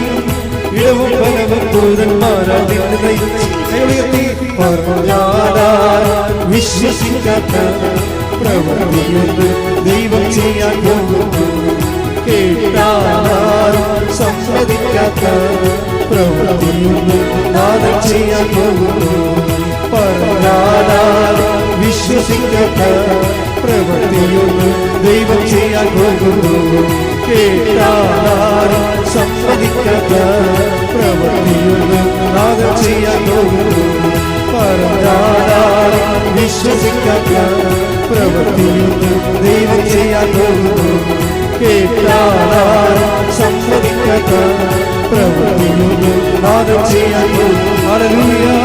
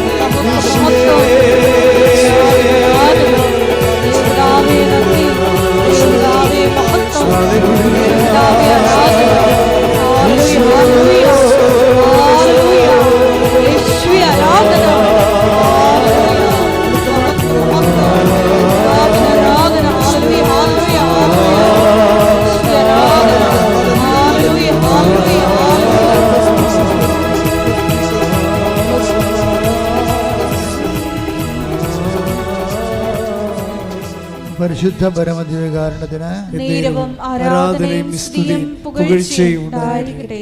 പരിശുദ്ധ പരമദിവ്യകാരുണ്യത്തിന് എന്നേരവും ആരാധനയും സ്തുതിയും പുകഴ്ചയും ഉണ്ടായിരിക്കട്ടെ.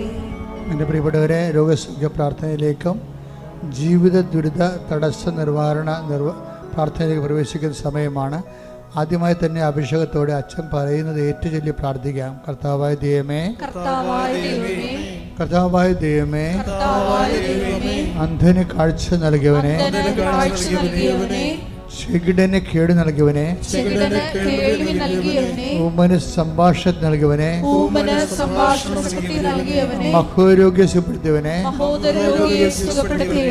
തളർവാരോഗ്യ സുഖപ്പെടുത്തിയവനെ, മരിച്ചവനെ ഉയർപ്പിച്ചവനെ, നിന്റെ തിരുനാമത്തിന് സ്തോത്രം ചെയ്യുന്ന കർത്താവേ, നിന്റെ തിരുമുറിവാർന്ന വലത് കരം അങ്ങയുടെ മക്കളുടെ മേൽ വെക്കണമേ കർത്താവേ. അങ്ങയുടെ തിരുമുറിവാർന്ന വലത് കരം അങ്ങയുടെ മക്കളുടെ മേൽ വെക്കണമേ. സന്ധിബന്ധങ്ങളില് കർത്താവിന്റെ രക്തം നിറയട്ടെ. മാംസപേശികളില് കർത്താവിന്റെ രക്തം നിറയട്ടെ. രക്തഞരമ്പുകളില് കർത്താവിന്റെ രക്തം നിറയട്ടെ. എല്ലാ കോശങ്ങളും യേശുവിന്റെ നാമത്തിൽ തുള്ളിച്ചാടട്ടെ. എല്ലാ കോശങ്ങളും ഹല്ലേലൂയ പാടി യേശുവിന്റെ നാമത്തിൽ തുതിച്ചു ചാടട്ടെ. യേശുവിന്റെ നാമത്തിലെ മാരക രോഗങ്ങള്, യേശുവിന്റെ നാമത്തിലെ തീരാവേദികള്, യേശുവിന്റെ നാമത്തിൽ മഹാരോഗങ്ങള്, യേശുവിന്റെ നാമത്തില് മാറിപ്പോകട്ടെ.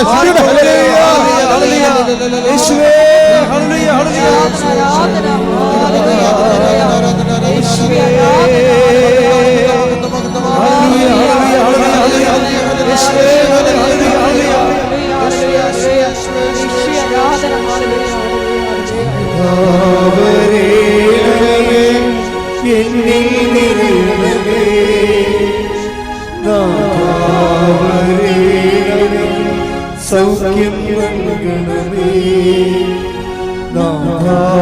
വരേണമേ, എന്നിൽ നിറയണമേ,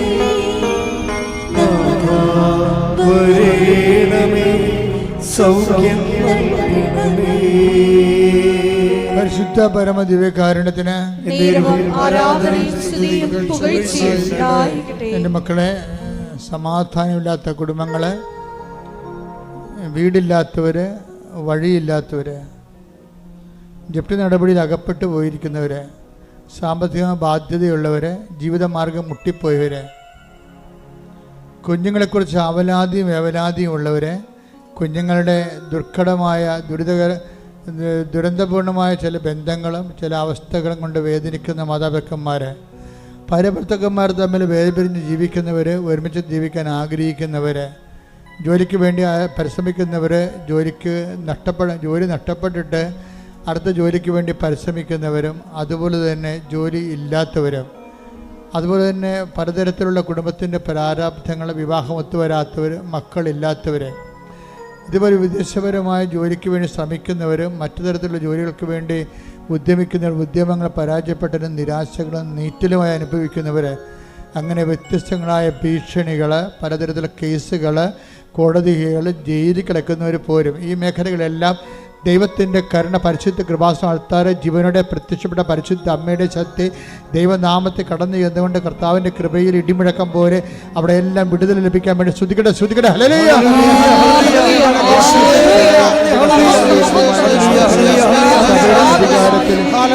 അടയാളത്തിൽ ദൈവത്തിൻ്റെ ശക്തിയാൽ, ദൈവത്തിൻ്റെ ജീവ ദുരിതങ്ങള്, ജീവ തടസ്സങ്ങള്, മാർഗ തടസ്സങ്ങള് യേശുവിന്റെ നാമത്തിൽ മാറിപ്പോകട്ടെ.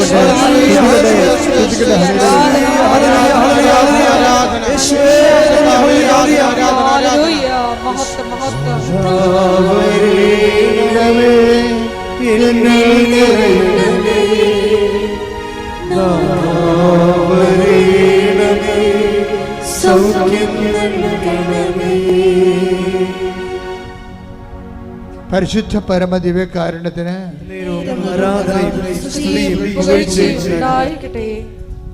എൻ്റെ പ്രിയപ്പെട്ടവരെ, വ്യക്തിപരമായ ആവശ്യങ്ങൾക്ക് വേണ്ടി പ്രാർത്ഥിക്കാനായി മുട്ടേ നിൽക്കുക. നിങ്ങൾ ഉടമ്പടി വെച്ച കാര്യങ്ങൾ, ഉടമ്പടിയിൽ വെക്കാൻ പോകുന്ന കാര്യങ്ങൾ ഇപ്പോൾ പരിശുദ്ധ അമ്മയുടെ മാധ്യസ്ഥത്തിൽ ഓൺലൈനിലുള്ളവർ സമർപ്പിക്കുക. പരിശുദ്ധ അമ്മയുടെ മാധ്യസ്ഥ ഈശോയ്ക്ക് ഏൽപ്പിക്കുക.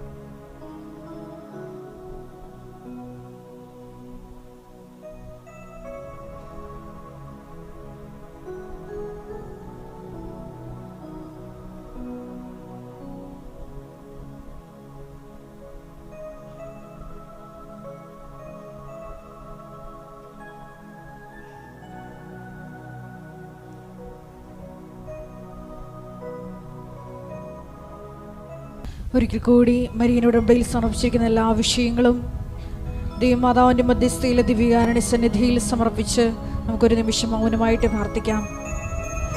ഈശോയെ, ആദ്യ സ്നേഹത്തിലേക്ക് തിരിച്ചു പോകുവാൻ, അനുതാപം നിറയുന്ന മനസ്സുമായി നിന്നിലേക്ക് തിരിച്ചു വരുവാൻ ഈശോയെ ഞങ്ങൾക്കൊരു അവസരം നൽകണമേ എന്ന് പ്രാർത്ഥിക്കുന്നു.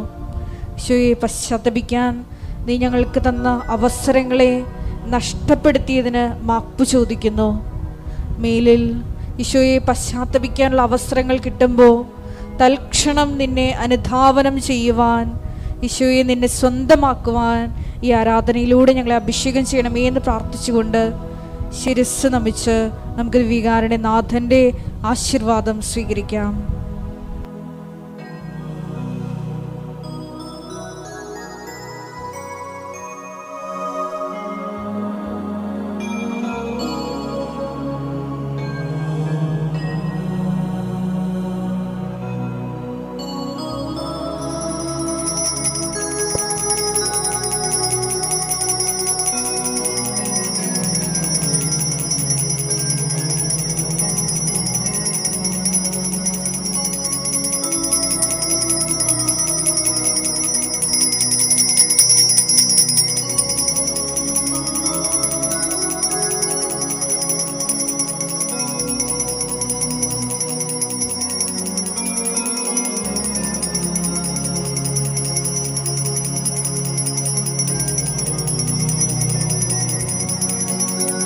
പരിശുദ്ധ പരമമാ ദിവ്യകാരുണ്യമേ, എന്നുമെന്നും അങ്ങേക്ക് ആരാധന. പരിശുദ്ധ പരമമാ ദിവ്യകാരുണ്യമേ, എന്നുമെന്നും അങ്ങേക്ക് ആരാധന. പരിശുദ്ധ പരമമാ ദിവ്യകാരുണ്യമേ, എന്നുമെന്നും അങ്ങേക്ക് ആരാധന.